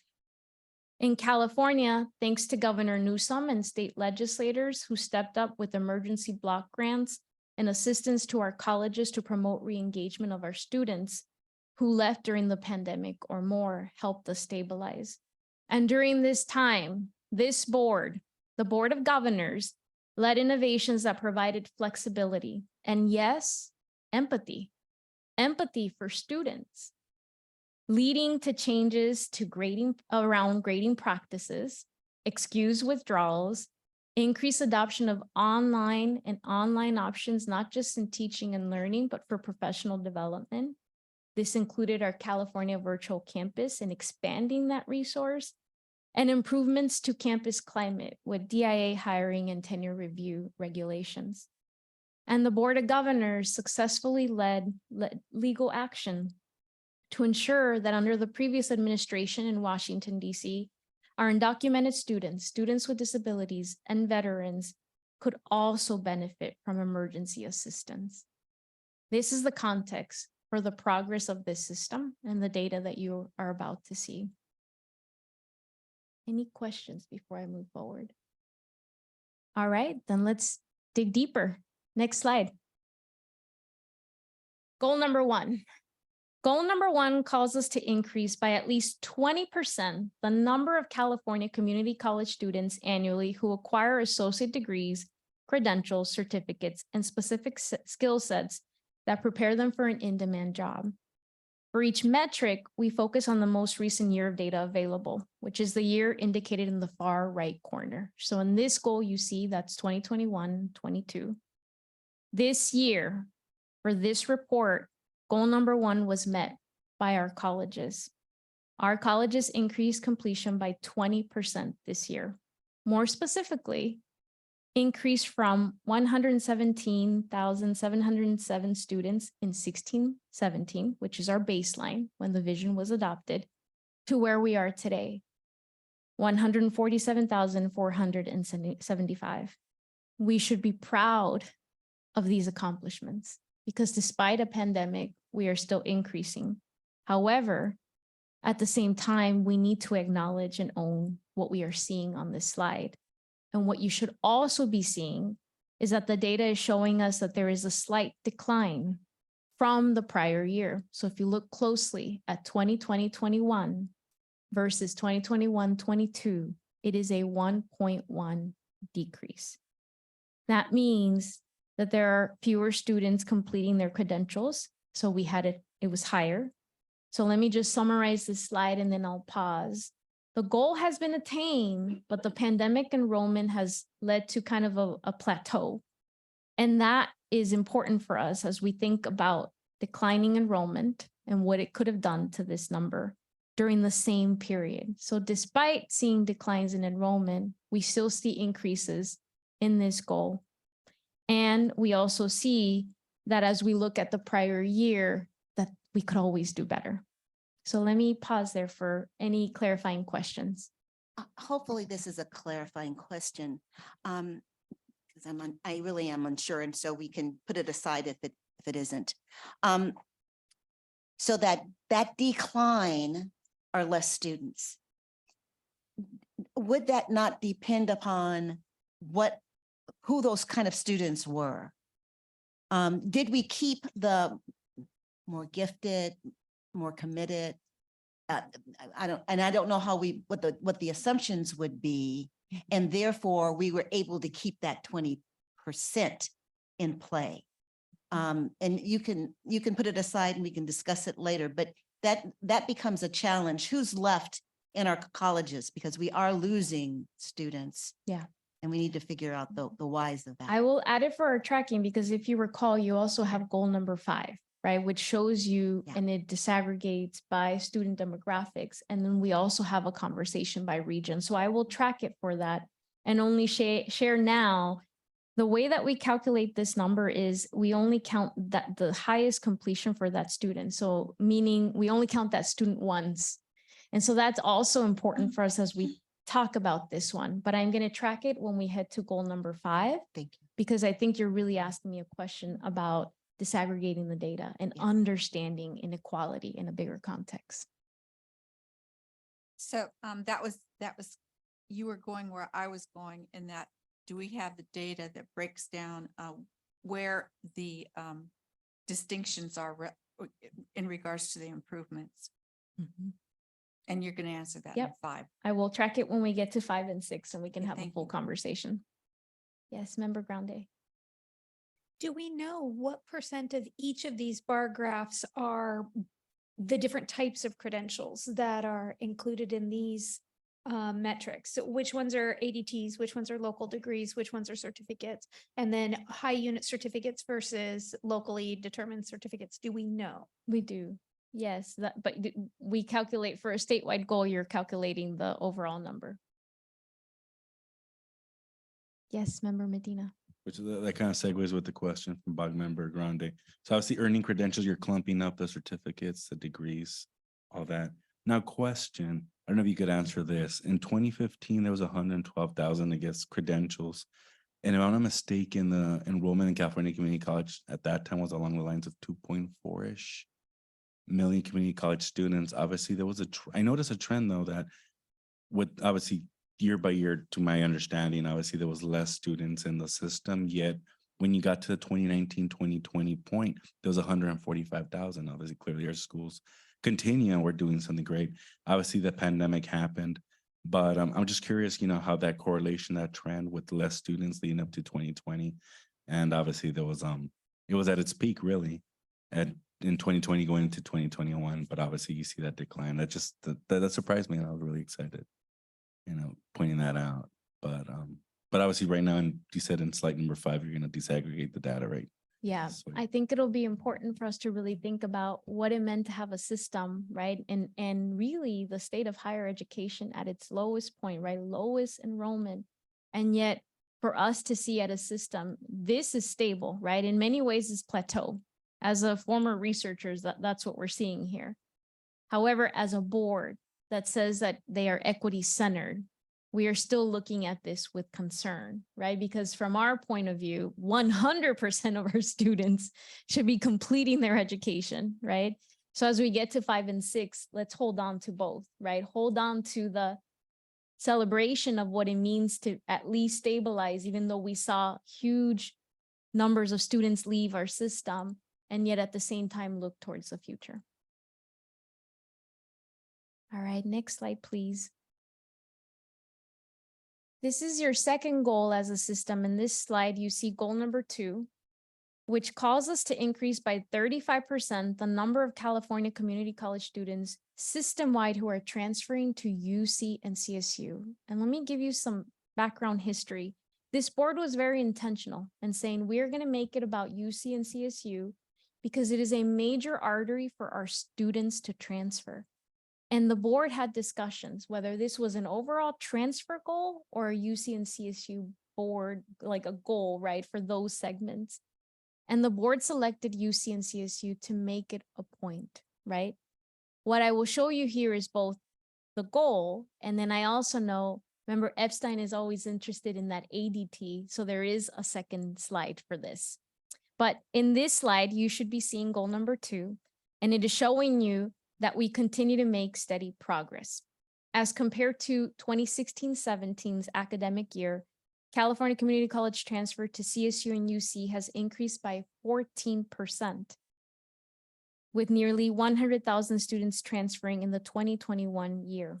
In addition to this, though, while not on this slide, I do want to acknowledge that a record number of California Community College students did transfer to in-state private or out-of-state colleges and universities. And this includes our HBCU students who are transferring. That was about 44,802 students. Again, not on this slide because it's not related to your specific goal. Now, a program that is a leading indicator, right? Remember, there were lagging and leading. The leading indicator is that associate degree for transfer program. So next slide, please. This slide helps you contextualize your goal. So if your goal is UC and CSU transfer, you then naturally want to understand what is happening to this primary artery and is it still a program that helps our students? The associate degree for transfer is a critical student pathway that should be a transfer guarantee to UC and CSU for every recipient. While our transfer numbers are steady overall, increasing by 14%, even during this pandemic time period, the colleges did see a decrease in associate degree for transfer awarded in 2021-22. So the data that's available most nearly is 2021-22. That's what you're seeing on the right side, as compared to the prior year. The goal for number 2, and the way that you should be looking at this slide is, as we continue to make steady progress towards our goal of UC and CSU, the concern here is this. In the absence of a new transfer destination for our students, additional capacity at UC and CSU, and failure to automatically accept the ADTs that our students are earning, this board will have a difficult time achieving this goal. It doesn't mean it should not be the goal, to be clear.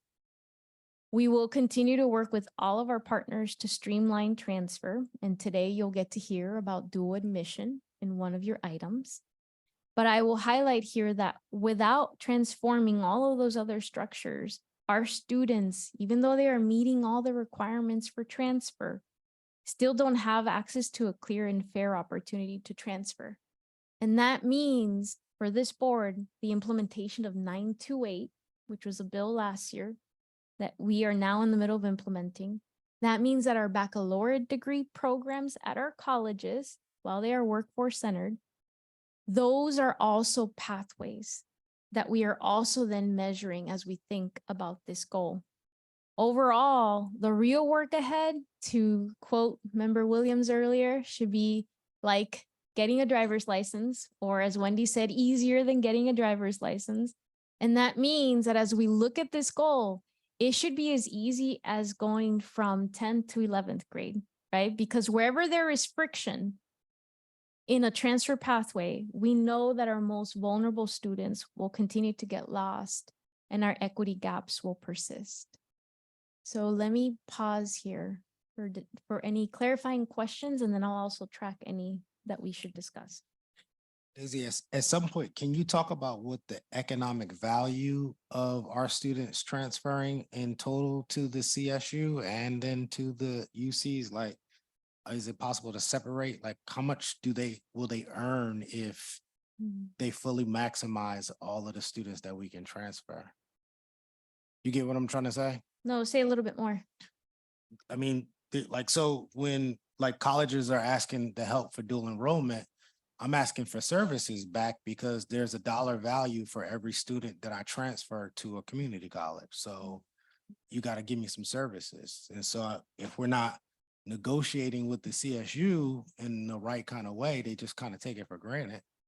And because they get paid when our students come, right? I see what you're saying. I think yes, and the goal is creating a seamless pathway across systems, period, right? Give me a reason to do it if I'm not focused on you. Because you're saying we're not going to meet the goal, right? If they don't open up more sections. What I'm saying is, when you look at your goal for UC and CSU, you are seeing tremendous increases. However, there is still a big gap. So if you could go back one slide, please. So you set your goal at 115,440, right? Over the next 5 years. And you have been increasing. This year you saw a 14% increase. That is nothing to not be surprised at. That's incredible, actually. And given the way that we are headed into a fiscal crisis, that's actually really good. Now, if you want to meet this goal or think about bolder goals, you're really talking about an umbrella goal, right? What is it that you are enabling and trying to transform? Because I mentioned all the other ways that our students are seeing transfer success: HBCUs, baccalaureate degree programs at community colleges.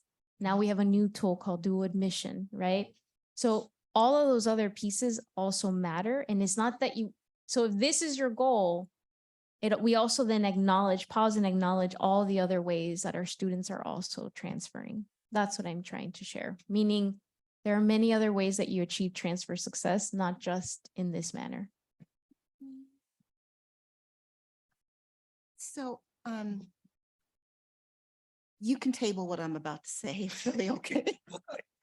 But I think it has to be said that we're serving a population of students that take a while to get through our system, but they're an older student. And so part of the challenge is, I'll just say the selection process. But many of our students are place bound for any number of reasons, period, hands down, full stop. And that isn't necessarily taken into account by UC or the CSUs. There are more CSUs, but that is not one of their criteria, that I have a student here in my area that may indeed be place bound. I should accept them.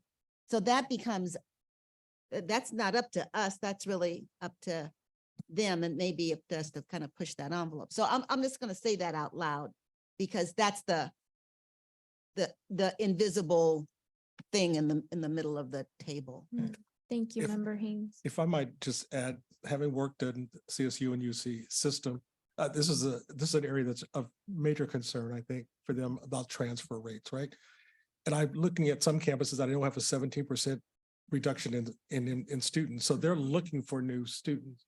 I think what we're going to have to do is be much more strategic in the campuses that we're paying attention to, that actually need the students, that are probably more willing to accept more. And I know I had admissions at Berkeley as well as some of the other CSUs, and I know I was well aware of how location bound our transfer students were, because many of them were older and had families. And it was something that I always struggled with, but how do you give them enough resources to make that shift when they've got jobs and other things that are there? So I don't think they're tone deaf to it.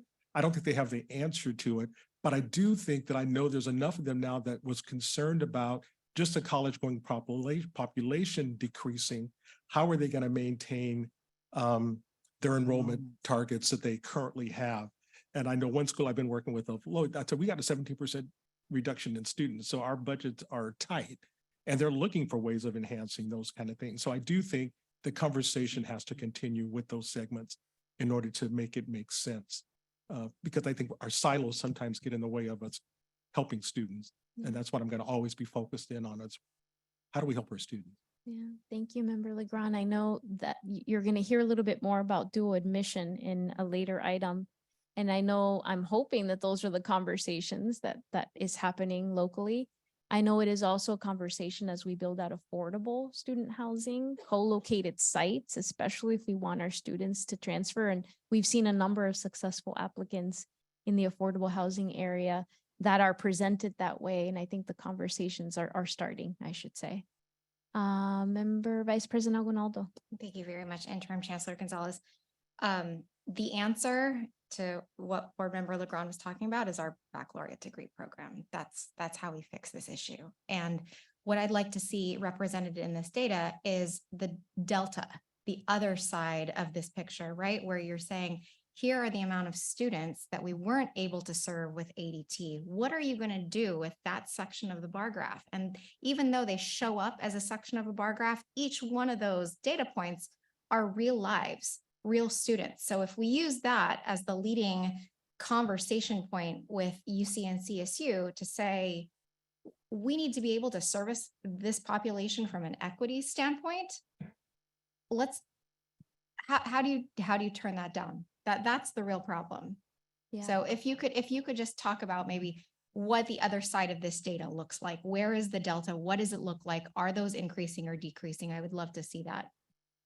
Yeah, I think what you're seeing here baseline is UC and CSU transfer is increasing by 14%. That's largely the preparation, right? Additional students that we are preparing, whether it's through ADT or other pathways like IGETC, as I mentioned earlier.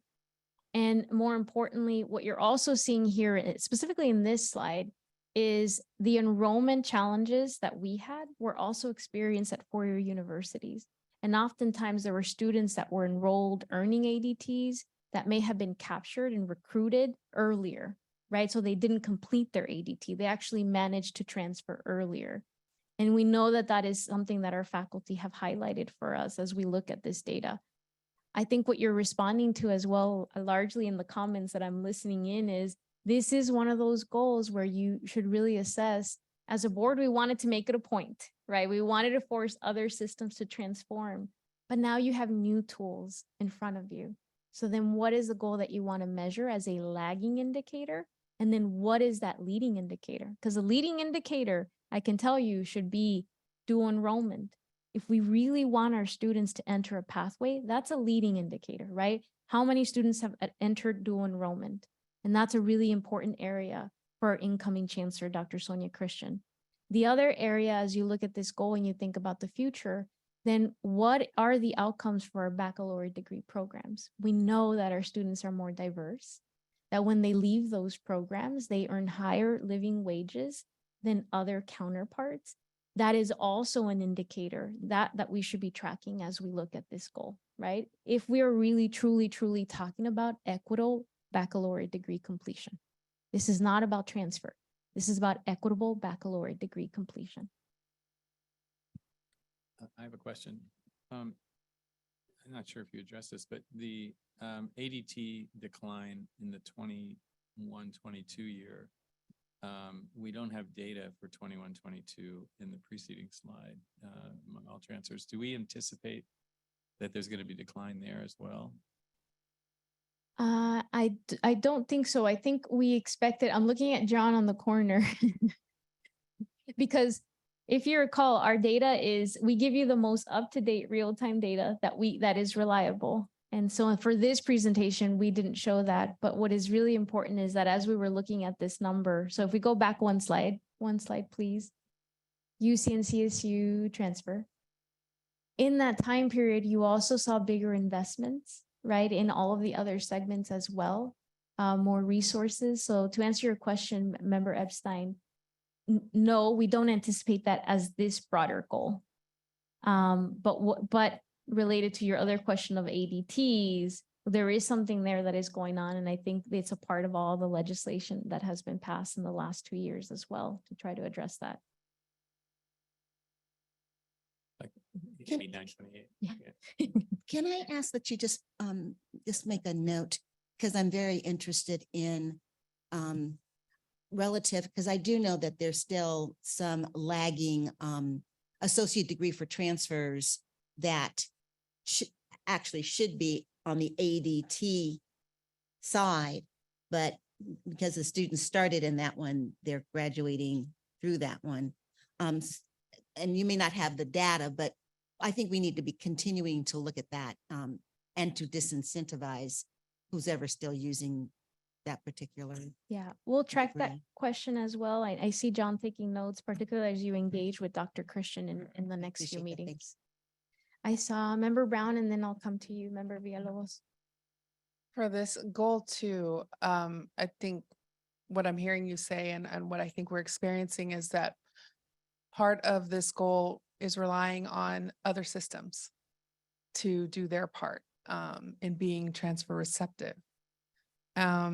There have been partnerships in the past where, let's say it's like a promise type program. I know we use that word a lot to mean a lot of things, but in this case, I'm talking about where if students complete a certain set of classes, then they live, they're local to the area, they can get in. I've seen a student who became ineligible because they took one class outside of their district because it happened to fit their schedule better. When it comes to preparation, we're judging students based on the merit of the courses that they took, but it could be that they took the same course with the same instructor, with the same textbook, but it doesn't have the same articulation because of timing of when a course was articulated. I've asked the CSU directly about this, and they don't go back and remove courses that are already approved. So even in our efforts to do course alignment, if something was approved in the past, it doesn't mean it's going to get approved today because the standards have changed and they don't go back through and remove old ones. So those types of things are very much outside of our control, but very much impact this goal that we have. So it's another one of those items where we need to think about how the entire structure and system is set up because it doesn't make sense, right? To get to that goal that you said of it should be as easy as going from 10th to 11th grade. There's so many, those are just two that I could think of off the top of my head, but there's so many barriers and that are arbitrary and that aren't really based on the efforts that the students are making. So I think this is a really important goal to look at, particularly because we have that relationship as all being state funded institutions, and we should all be serving the students of our state with the same, amount of a commitment to making sure that it's accessible to all of our students in the same ways. Thank you, Member Brown. Member Villalobos? You mentioned the student transfer to UC and CSU increased by 14%. I think you mentioned what that percentage looks like for private universities as well, right? Yeah, I mentioned that there were private out-of-state and in-state as well. Okay, do we know if private universities are leveling the playing field? Essentially offering better financial aid packages, decreasing the cost of attendance on the student side. If that's what we're competing with, or if it's just the fact that UCs and CSUs are a lot tougher, more or harder to transfer to. I think, I can't remember who mentioned it, but many of our students are place-bound, right? Okay. And we know that from baccalaureate degree programs, and we have to remember who we serve. So many of our students do choose to stay in California, and that's why UC and CSU is viable. We have, and this board has heard in prior board meetings, prior years, different partnerships with different out-of-state and in-state colleges. What I can tell you is I don't have that information in front of me, but there are some nonprofit private colleges that are willing to offer free textbooks, free enrollment in the first year. And that is very appealing to our students. The other big piece, and I know that you all know this if you have children, you go where you are accepted. And so some of our students don't have those choices. But for you as a board, your job is to remove those barriers and create those opportunities. So I share that here because I think dual admission, what you will hear about shortly, I think is a light in front of us. And my hope is that we, this board, can have the difficult conversations, engage other partners like UC and CSU. And under President Costa, she has been doing that work as we think about our four-year partners, particularly UC and CSU. Can I just share one thing? The Institute for the Future in Palo Alto, they have this process around scenario planning, and they help groups create plausible futures. And I think we as a board would benefit from, those kind of learning sessions to get like real clear on like what's the thing that we're trying to create. Because I think we say it kind of, but it's not always real crystal clear, and it's not easy to really see the thing. And so I just want to put that out as a possible thing for us to look at involving ourselves in. Got it. I made note of it. I'm going to keep us moving. I'm looking at the screen. President Costa, you'll wave at me if I miss anyone on Zoom. If we can move to goal number 3, please. Goal number 3, adopted by this board, calls us to decrease the average number of units accumulated by California community college students earning associate degrees from 87 total units to 79. So if you look at this, the most recent data is 2021-22. Your goal was 79. And if you look on the left side, units needed for an associate's degree is 60. I want to give you some background history and context. When this board initially set this goal, we saw that our students were earning more units than they needed to. The board also understood that students like to explore, and that when they go to college, they like to figure out what is a career that is good for them. But you also understood that you wanted to create streamlined pathways, right? So that it wasn't that folks were exploring, they could do that, but you didn't want them to get lost. And so the board also heavily invested in supporting a bill called AB 705. And the goal here was also that as we were looking at the data, we were noticing that it wasn't quite about exploration, but that many of our students were actually entering our colleges and ending up in remedial education. And I highlight that because then this became the goal, decreasing the number of units. We wanted our students to gain access to the classes that would help them faster and to earn their degrees as fast as they could or wanted to. So the most important thing in this slide is that while most Vision for Success goals are lagging indicators, this is perhaps the most lagging indicator. Why? Because it takes time for a current student or the current student population who accumulated a high number of units to then exit the system. So we're measuring them together as a cohort of population. For goal number 3, colleges continue to make improvements on the number of units at the first degree of attainment. While the numbers are preliminary at this point, those students who earned the first degree during 2021-22, which is the year you're seeing on the right side, during that academic year, they completed 82 units on average. on average, which is down from 89 units in 2016-17. So here's the bottom line for this goal. The bottom line is that we're closing in on this goal, but we must finish the work of implementing 705, 1705 by helping to prevent unnecessary repetition of transfer level courses and to continue to reimagine our colleges under guided pathways, particularly as we expand dual enrollment and introduce dual admission. Why? Because as you can imagine, if our students are entering our system faster, we want to make sure that there is a direct pathway. Otherwise, you will see an adverse effect. So as you look at this goal, we do want to ensure and acknowledge that we are still seeing progress, yet it is only a small progress, and we have a lot more work to do if we want to achieve our goal of 79. But you are getting closer.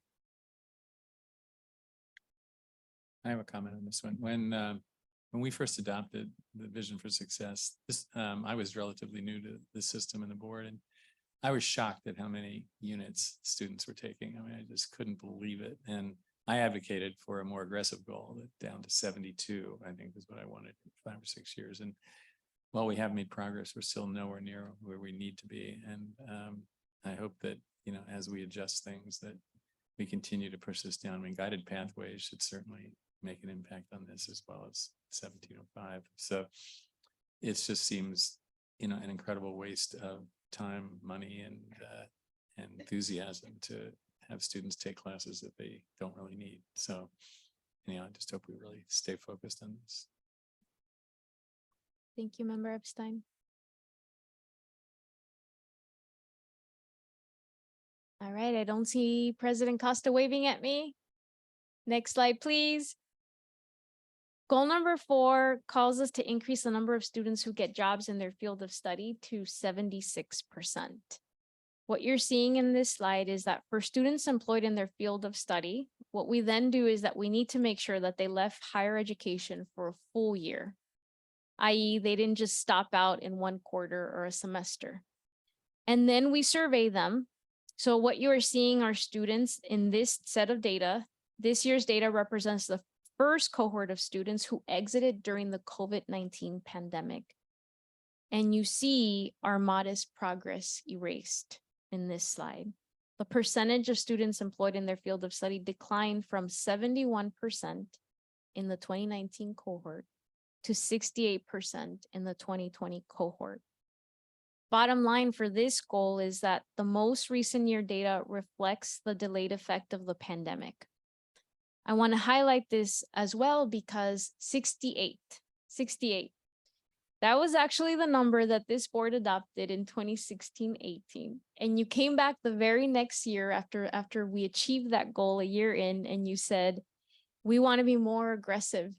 So well before we knew that the word pandemic was the top Google search, 68 was your goal the first year. And when you achieved it, you said, we want to dream bigger. And so you changed that number to the 76 that you see on here. But that's what I love about this board in this system, is that we always want to do better and do more. But the reality is that the most recent year of data related to this metric, right, this goal that you have set for an entire system, is showing us the delayed effect of the pandemic employment crisis. You are looking at probably the hardest part of this pandemic. So while we have been there before, so if you recall, you achieved that goal the first year, we need to hold on to that, because my hope is that this slide doesn't discourage us. In fact, it shows us that we have been there before, that if we stay focused and we set high expectations and we provide our colleges and our students with support, then that work is something we can achieve. Also, very importantly, during this pandemic, the system received additional resources to do just that.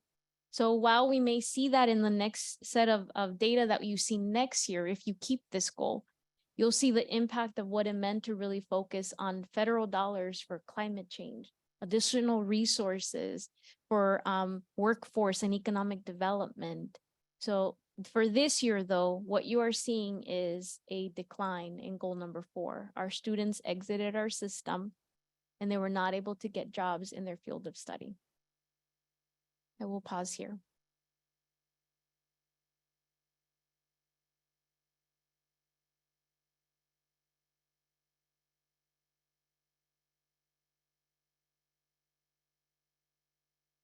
All right, I see you want to get to the two most important goals. So the next two slides, next slide, please. As we head into the next two goals, this is where this board takes the statewide data, right? So you've set very strategic 4 goals. Then you take your statewide data and you say, we want to add an equity lens to it. And we want to see what it looks like by demographics, and we want to see what it looks like by region. So for all of the metrics that you're about to see, the most recent set of data is 2019-20. And I want to pause here and share that as in the past years, what you're going to see is that as a system, we made equity gains. You're going to see it in blue, right? So as a system, we made equity gains from the baseline. So your baseline was 2016-17, the prior year before you adopted the Vision for Success. And you saw increases from that 2016-17.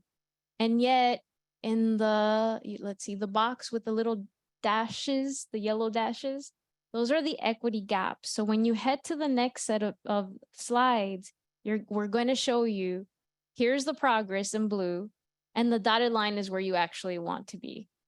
I share this note here because at a time when equity work is being weaponized, amplified in the media, legislated to be illegal in some states, and battled at the highest courts, we must be clear about our aspirational goals to erase historic and intentional inequality that has been baked into our society, while simultaneously accept our responsibility as leaders of the largest system of public higher education in this country. So yes, as you look at the next 2 slides, we must recognize the equity gains while recommitting and embracing our responsibility to work even harder to close equity gaps. So let's see the data. Next slide. Goal number 5 calls us as a system across all of the measures that you just saw and that we just covered to improve all outcomes for traditionally underrepresented student groups. And your goal was very specific. You wanted to cut all achievement gaps by 40% in 5 years. And then you wanted to fully close achievement gaps once and for all for good in 10 years. And I mentioned to you that you are in year 6. So we are headed towards that 10-year goal. The dark blue portion of the column represents the baseline measurement, right? So that's what you see at the bottom. That was prior to the Vision for Success, how you started. The light blue portion represents changes. And then the yellow line is where you should be. What you should be looking at is that the California community colleges continue to reach new equity gains across student demographics. So at a time period when our students were facing additional emergencies, when our economy was paused, when we were losing many people, we are still seeing equity gaps closing. What is still important here, though, is that when you look at our Asian and white students, for example, our Asian and white students have seen 13 and 9% point increases during this time period. And yet our African American, Pacific Islander, and American Indian students are not growing at the same rate. So if you look closely, you see that our Pacific Islander students saw equity gains of 4%, which is the lowest rate on this slide. And yet when you look across, the lowest 3 students, while we're seeing increases, that rate is not seen at the same pace.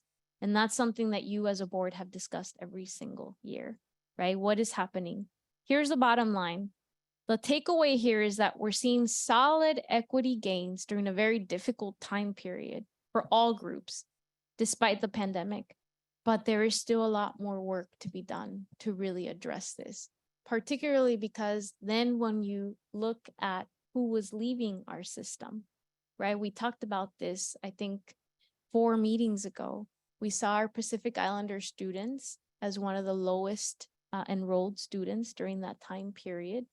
And so when you look at this growth and you think about enrollment, that presents a different set of questions for us to really think about what it means to close equity gaps. So let me pause here for questions, and then I know Member Haynes had a question about this earlier. Okay, so I want to speak to a particular group, and that is, and I recognize when you have large groups that are forming within a body that we consider Asian. I get 26 designations. It's really hard to disaggregate. But I think that it will be helpful in terms of at least those feet on the ground to disaggregate in some type of a footnote, someplace, somewhere, because we're not, even among Asians, we are not all progressing in the same way. And in order to help facilitate the recognition of that, there needs to be a disaggregation somewhere, someplace, somehow. And I'll end it with that on that. But on the other groups, in particular, African descended folks, and our Native American brothers and sisters, it's clear that there's a lot more. If we're talking really about equity, and if we are true to the definition, you provide the most resources to the least of us, then a lot of work still has to be done relative to that. So I just want to put that out there for the public to hear that piece, because equity has been co-opted. It's once again, everybody's equal. And so we need to distribute based on that. And we cannot. We have got to have hard heads, soft hearts, and then do the right thing. I want to second Member Haynes' comments there for sure. Preach it.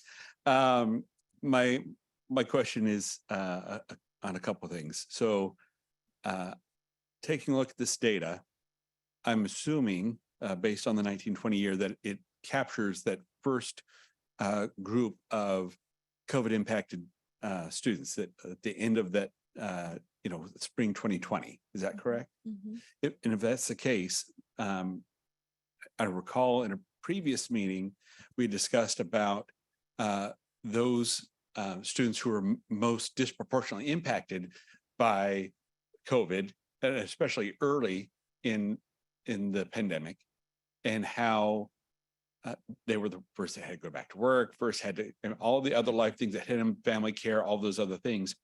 I'd be interested in seeing that data about the COVID impacted students, and especially that spring 2020 against this, because I see Pacific Islander, African-American, Native American, we've seen the trend. It has not been something I've been incredibly happy with. The progress we made on equity, as Member Haynes has alluded to.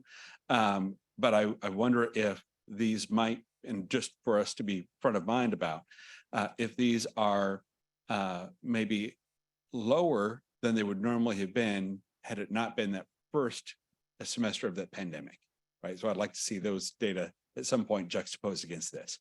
Yeah, and I think, thank you, Member Rawlings. I think also important as you then start to look at the areas, particularly as you think about baccalaureate degrees, right? The programs that those students were entering, if work is not an option, right? It is a way of living. Then how do we ensure that we are helping our students enter a pathway so that they are ready for the next emergency? I think that data would be very valuable in comparing it, so that then we're building out those workforce pathways with intentionality. Yes, Member Williams. Yeah, I appreciate Member Haynes's comments. And will we gain any insight by looking at how the dollars are applied to these two slides to really kind of see? And then do we have any conversations that'll be agendized? Because you talked about the leading and lagging indicators, and we have 4 years to get to the goal. Do we just kind of wait till the 4 years go by, or do we look incrementally? And the last thing is, what kind of technical assistance are districts and trustees getting to understand this information and to kind of drive their districts to help us get to the goal? Yeah, many of your leading indicators, if you haven't had a chance to look, are in our student success metrics website. That's what our colleges are relying on as a primary way of measuring their progress in a year. In addition to that, you also see them in your student center funding formula dashboard. So it's a set of 3 different dashboards where colleges can then do simulations. And you also find leading and lagging indicators as a part of that data set. And colleges can predict their funding 5 years out, I believe that was the number, 5 years out. And then the other question was around professional development. As you know, we started our trustee welcome. We hope to continue that conversation under Dr. Christian and all of the trustees in the system. We heard really good news as we walked our trustees through this, right? To fundamentally understanding why these were the board's goals during that time period. Then that led us to then answering a lot of questions around what should I be looking at as a district? What should I be looking at between the difference between if I live in a multi-college district, right? And those led to really good conversations. We hope to integrate that as a part of that. And then of course, we have partnerships with our stakeholders like the league. And that is a really key partnership that we have that we know we can continue to grow. Thank you. We're at about an hour for this item, Dr. Gonzalez. So I just wanted to give you a heads up on that timing. Thanks. Thank you, President Costa. I want to extend it another minute. Just to be clear, I mean, this goal 5, what exactly, especially for people who are new, I think I know the answer to this, but there's a bar on the left that has percentages, but it doesn't say percent of what. What exactly are we measuring here? Yeah, so we were showing you all 3 numbers and we heard you loud and clear. We were showing you the blue, which is the baseline. Where did we start in 2014-15, right? So where were the numbers? Where were our students across all demographics? Meaning, so for African Americans, what was the number in terms of underrepresented outcomes? So completion, basically. Yeah, we're talking about completion here. It's basically adding the equity lens to goal number 1, right? And previously we used to show you all these different numbers. So this year we're showing you the baseline in blue. The lighter blue is your growth in the time period that we are covering. So just for this 2023 report. And then the line is where you set your 10-year goal. You wanted everyone to be on that line in 10 years. And so you see a lot of opportunity to close equity gaps for African-American students, Native American students, Filipino students, Hispanic students, and Pacific Islander students still. I think it would be helpful on the graph to put the word completion in somewhere or something like that so that people know exactly what you're measuring. Thank you. All right, I hear President Costa in my ear saying move on to the next slide. So next slide, please. This is your final goal. This was your way of also then capturing what was happening across the state. So different regions get funding and resources, which means that you can close equity gaps at a different pace. And you knew that as a board. So this goal, very similar to the prior one, really focuses on that 10-year goal. So you said in 10 years, we're going to close our achievement gaps across this state. Our colleges have made measurable progress in closing regional equity gaps in completion. So you see that in that lighter blue. All of the regions are trending up. While all regions have made improvements, though, some of the largest gains correspond to regions of the highest concern to the Board of Governors. Finally, I should say. So let me tell you why. Because the first time you looked at this, you said the Inland Empire, the Central Valley are so low. What can we do to really focus in on that? And it took 4 years for you to see this type of improvement. So the Inland Empire has seen an increase of 5.5%. The Central Valley has seen an increase of 3.9% increase. So in summary, the regional achievements continue to improve, but finally the Inland Empire and the Central Valley are seeing the growth. And now let's talk about why. Why? Because you as a board intentionally designed apprenticeship programs, workforce programs with intentionality to grow in regions of the state. So for example, as we looked at apprenticeship programs, you really looked intentionally in those regions, what already existed and what were opportunities. These are also areas where you advocated for the state legislature to support additional resources in that area. So what you are seeing here is not a mistake. That was intentional action for you to see this. Now what you're seeing is the northern region still needs more support. You see South Central, San Diego, now on the lower end. This will fluctuate. And I think what's important to see is this was happening also during a pandemic, right? A lot of people decided to move.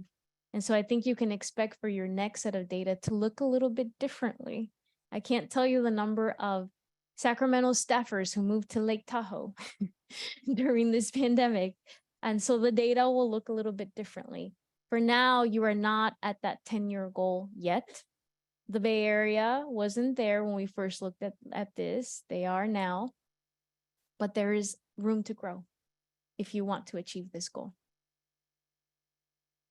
I'm going to move really quickly, and then I think we'll pause at the end because I'm just going to move really quickly through the next few slides. So next slide. So that was part one of your presentation. I'll move very quickly through the accomplishments. These are really the seeds that you have planted to continue to head in the next direction of where you need to be. Next slide. This year, you as a board made enrollment and stabilizing our enrollment a really big part of the work. It was not just top of mind for you, but for all of our 73 districts and all of the CEOs in the state. And what was really important for this system was that in the time period that we are looking at, our enrollment was stabilized from 2.4% across California community colleges compared to fall of 2021.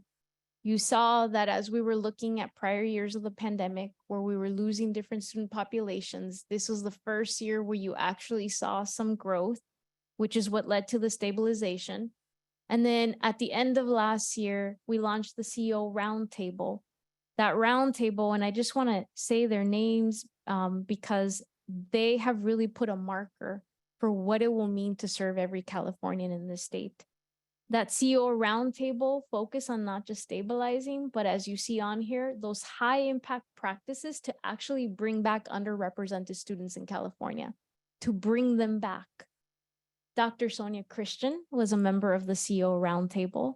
You also had the president of Gavilan College, Pedro Avila, the president of Compton College, Keith Curry, the president of Cerritos College, Jose Fierro, the interim superintendent president of Santa Barbara City College, Kindred Murillo, Grossman Cuyamaca Community College District Chancellor Lynn Nault, San Bernardino Community College District Chancellor Diana Rodriguez, Shasta Tehima Trinity Superintendent President Joe Wise, and the president and CEO of the Community College League of California Community Colleges, Larry Galizio, and former president of Mesa College, Pam Luster, all at the table, designing with the interests of students, but also with the goals of this board.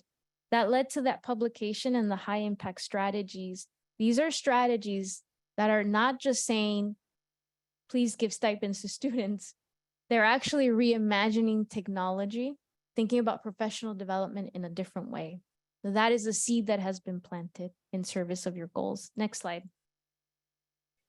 You also this year have made tremendous impact as we have stayed focused on remedial education reform. One-year completion rates in mathematics and English have substantially increased from fall of 2015. And I know you heard an update most recently. We are in the middle of implementing 1705, which finally provided resources for our colleges. And I'll just share here that this is incomplete work. And you heard a little bit about that earlier because ESL students were a part of the cohort that we delayed in terms of this implementation. But what is important for us to recognize is that while you have planted a seed and there's more work to do, this is nothing short of remarkable. These are more students that are gaining access to transfer level math and English and can get on the right path. Next slide, please. This year, you also made sure that we were staying focused on diversity, equity, and inclusion and accessibility. Nearly all boards in our system have also taken either formal or informal positions, adopting local policies, and more importantly, convening their communities to have real discussions. I'll highlight here that when this board adopted a resolution, 40 other boards did the same. That's 40 out of 73. That's the majority. Next slide. To meet the goals ahead, this board also took action to adopt the very first few baccalaureate degree programs as a part of making that program a program that was no longer a pilot. And I'll highlight here that there are two really important studies as a part of the seeds that you have planted this year that were released that examine our community college baccalaureate degree programs. And here's what they found.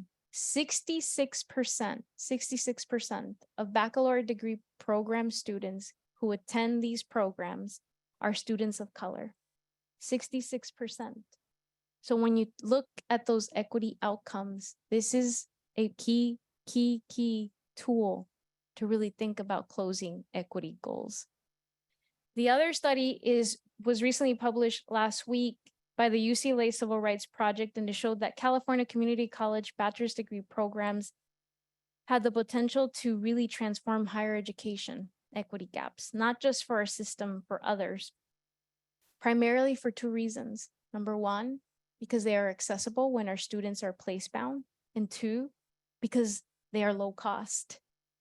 Our students are not just in our colleges and earning AAs for a cost, but when they transfer, they're able to hold on to that lower cost. Next slide. You also planted a seed, and not just a seed, you started a movement. You advocated to make sure that California's community colleges could have affordable student housing. Many of our campuses have started to break ground. I'll highlight here that in round one, there were 12 construction grants and 70 planning grants, 70.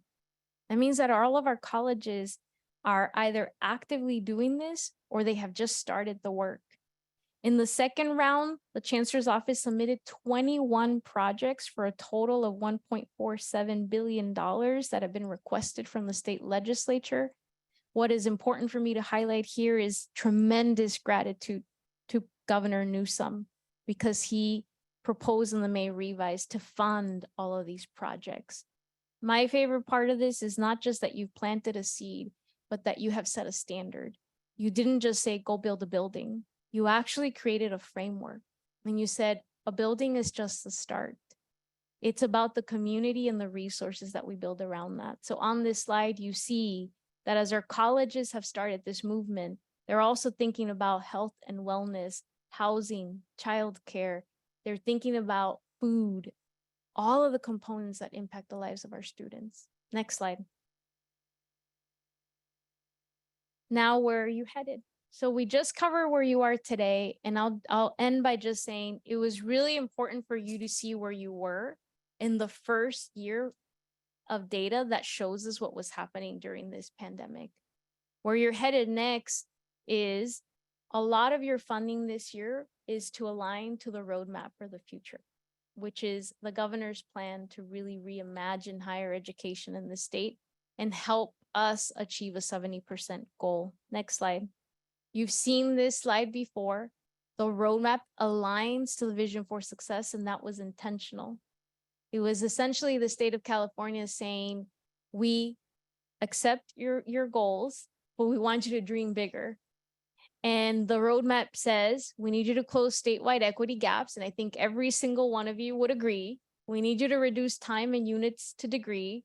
We need you to improve educational outcomes, not just across students, but in regions. You already have that goal. Bless you. And you need to support intersegmental collaborations so that we can create the right transfer and career pathways for our students. That is exactly what we just covered over the last hour. Next slide. So I will share and kind of end here as I rush through the last slide and just say, these are the opportunities ahead. And they're very much in line with what you're already thinking about and very much in line with what this executive team already discussed with Dr. Christian. The future is absolutely bright because that roadmap strategically says that we must connect our work back to dual enrollment. We must connect our work back to workforce and economic development. We must connect our work to equitable baccalaureate degree attainment, meaning not just transfer, but just baccalaureate degree attainment. We must think about our value, but our impact in the state. We are among the largest employers. We are in 116 communities. And we must think of ourselves as climate action and sustainability leaders. I know Member Epstein in the past, you asked us to create a framework and our colleges came back and said, we can lead climate or efficient buildings. In this vision, we are being asked to not just operate efficient buildings, but to really imagine the workforce, to train the next generation of workforce for climate action leaders. Next slide, please. This is my last slide. And just to end by saying, I'm optimistic about the future because where we have been has been historic. 5 years of progress despite a pandemic. And I know there's an internal joke that we subtract 3 years because of the pandemic, but we're going to stick with 5 because we're going to own our outcomes and stay focused. And I'll share that deep gratitude for your leadership and remind you that a part of starting Calbright was that there were students that we were missing. And you know that clearly. But this is who we serve today. This is our most recent data. And for you as a board to lead a statewide vision, you must understand who you're serving and who you're not serving. So as you look to the future, this is a key slide. We're not asking about new data, right? We're now thinking about what are the leading and the lagging indicators that will transform these outcomes. And what do we want to measure most at every meeting and on an annual basis? And I think the last thing that I'll share with you is a lot of work has gone into this for us to even see the progress that you just saw. And I want you to hold on to that because the people who are watching us, the faculty, the staff, the student leaders, the trustees who are watching need to understand that there's room to grow, but that when they sat down and had those hard conversations with their labor partners, with their local consultation council members, that those meetings were worth it because it led to the progress that you are seeing. Yes, even though it was stagnant, and they need to be reinvigorated to know that the work was hard, but that we understand that it is going to get harder and that we need every single one of them to do more. So with that, I'll just end by saying onward. Thank you, Dr. Gonzalez. Colleagues, I know you asked some clarifying questions during the course of the presentation, but now I wanted to open it up for any kind of broader questions, comments for Dr. Gonzalez.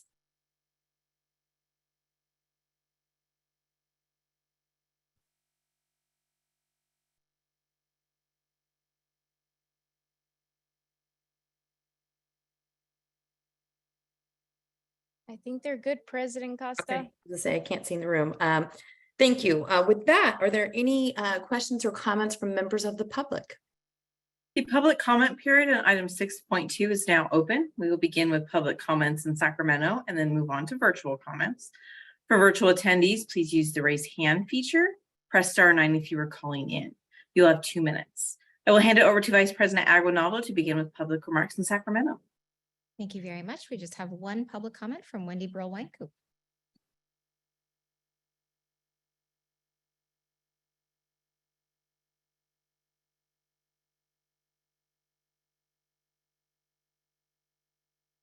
Good afternoon, Wendy Brill Wynkoop, faculty, president of the Faculty Association of California Community Colleges.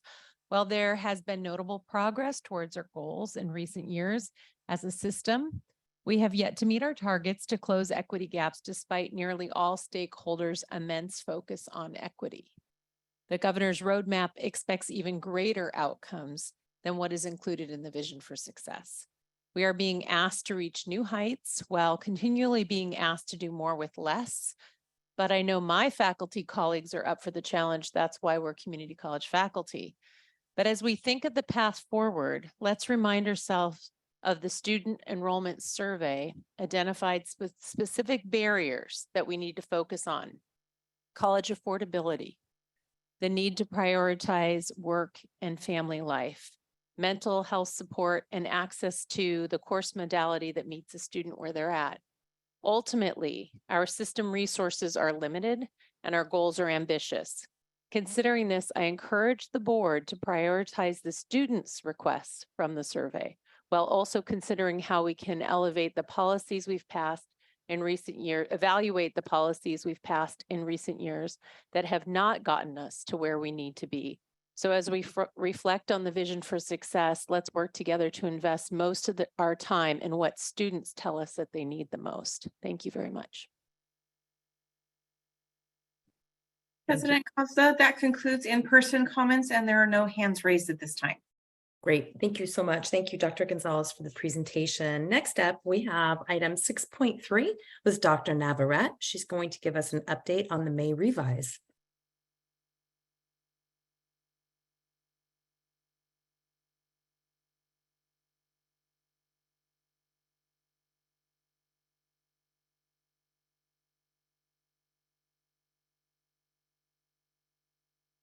Thank you, Board President Costa, Chancellor Gonzalez, members of the board, Lizette Navarrete, Interim Deputy Chancellor, here to present to you item 6.3, which is our state budget update, specifically talking about the May revision, which was released on May 12th.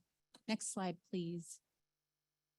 I want to begin by highlighting that, like much of our work, we have many partners. And this year, our partner in our work around equity, around student success, and enhancing our system's ability to prepare students for California's future is our governor and legislature, which is why even in tough times ahead or difficult choices, we know that we have the commitment of the governor to continue to supporting us in the roadmap for the future that aligns to the vision for success, our commitments to reduce and time and units to degree, close equity gaps, to work with our partners, and to improve outcomes. And so that is really the framing that we see in the May revision. So in spite of, again, some important and tough decisions that had to be made, those commitments continue to be made. So next slide.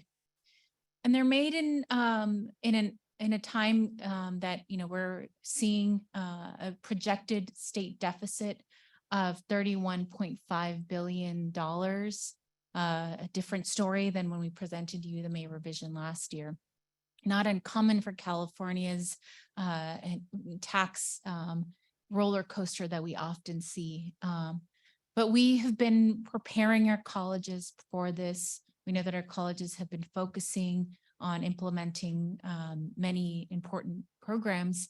And then, as was mentioned, the governor remained committed to some of the critical things included in the roadmap. So next slide.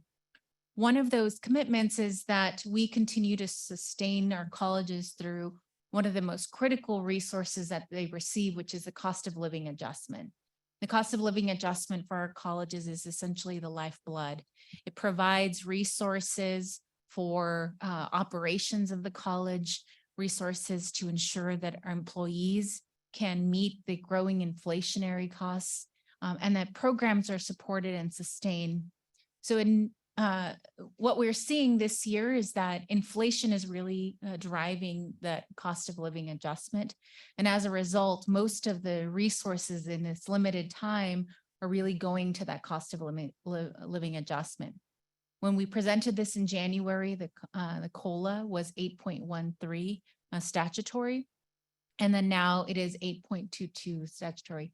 So a total of $678 million going towards that. Again, very important. It goes to apportionments and is the sustaining source of funds for our colleges. Next slide, please.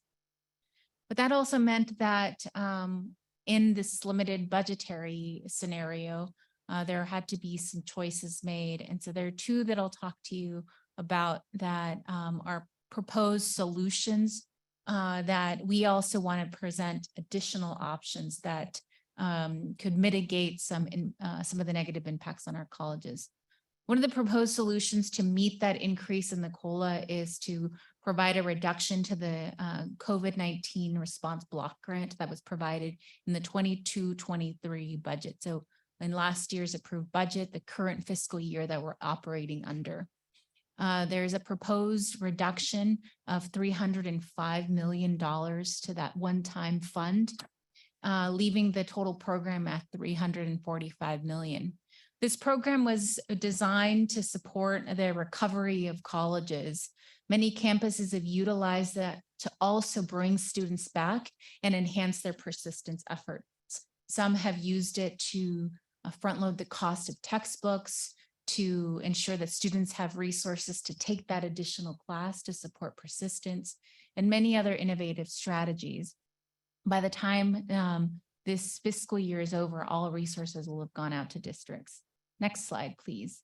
The next one is a reduction in the deferred maintenance fund that would redirect those dollars on a one-time basis to the student-centered funding formula, reducing the total fund from $840 million to $452 million. That's a vast reduction.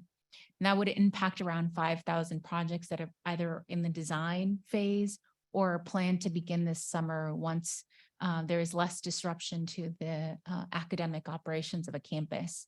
And so we're monitoring this closely and want to present some solutions that don't cut this fund, since it really is allowing some of those larger, more expensive projects to move forward.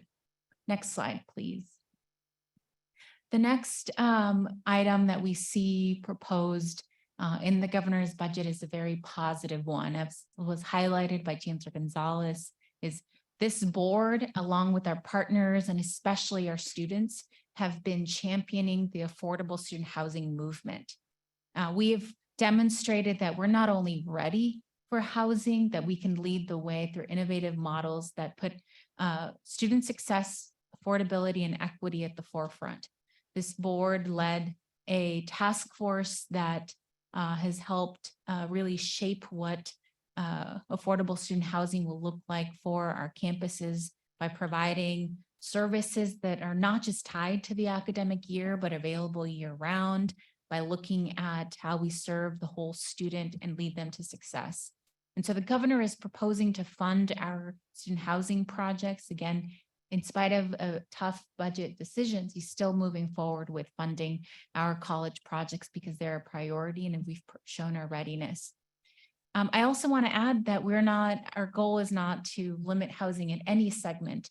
So the governor's proposed a solution that works well for UC and CSU by just identifying a different source of funds that they could utilize and then paying their interests and principal on that. And so we're very supportive of this approach and appreciate the continued commitment of the governor for affordable student housing at our colleges. Next slide, please. A little bit about what we've put forward in affordable housing for this round. We've shown lots and lots of interest in affordable student housing for our colleges. A total of 21 proposals were presented to us. We had a cut score of 60 points, and you can see all those that were submitted as ready to move forward. Around $450 million worth in projects will move forward this year. And in total, about 5,200 affordable student housing beds and 5,600 beds as a whole. So this is a huge movement, as mentioned. When we first started affordable student housing at our campuses, were 1,200 beds. So just in this round alone, you see how much it's grown and the impact that it'll have across our campuses and affordability, but also the culture that's created on campus. So we are committed to continue to find various solutions. When you see your system budget requests come forward for the 24-25 fiscal year, we will be exploring options to continue to keep affordable student housing at the forefront. Next slide, please.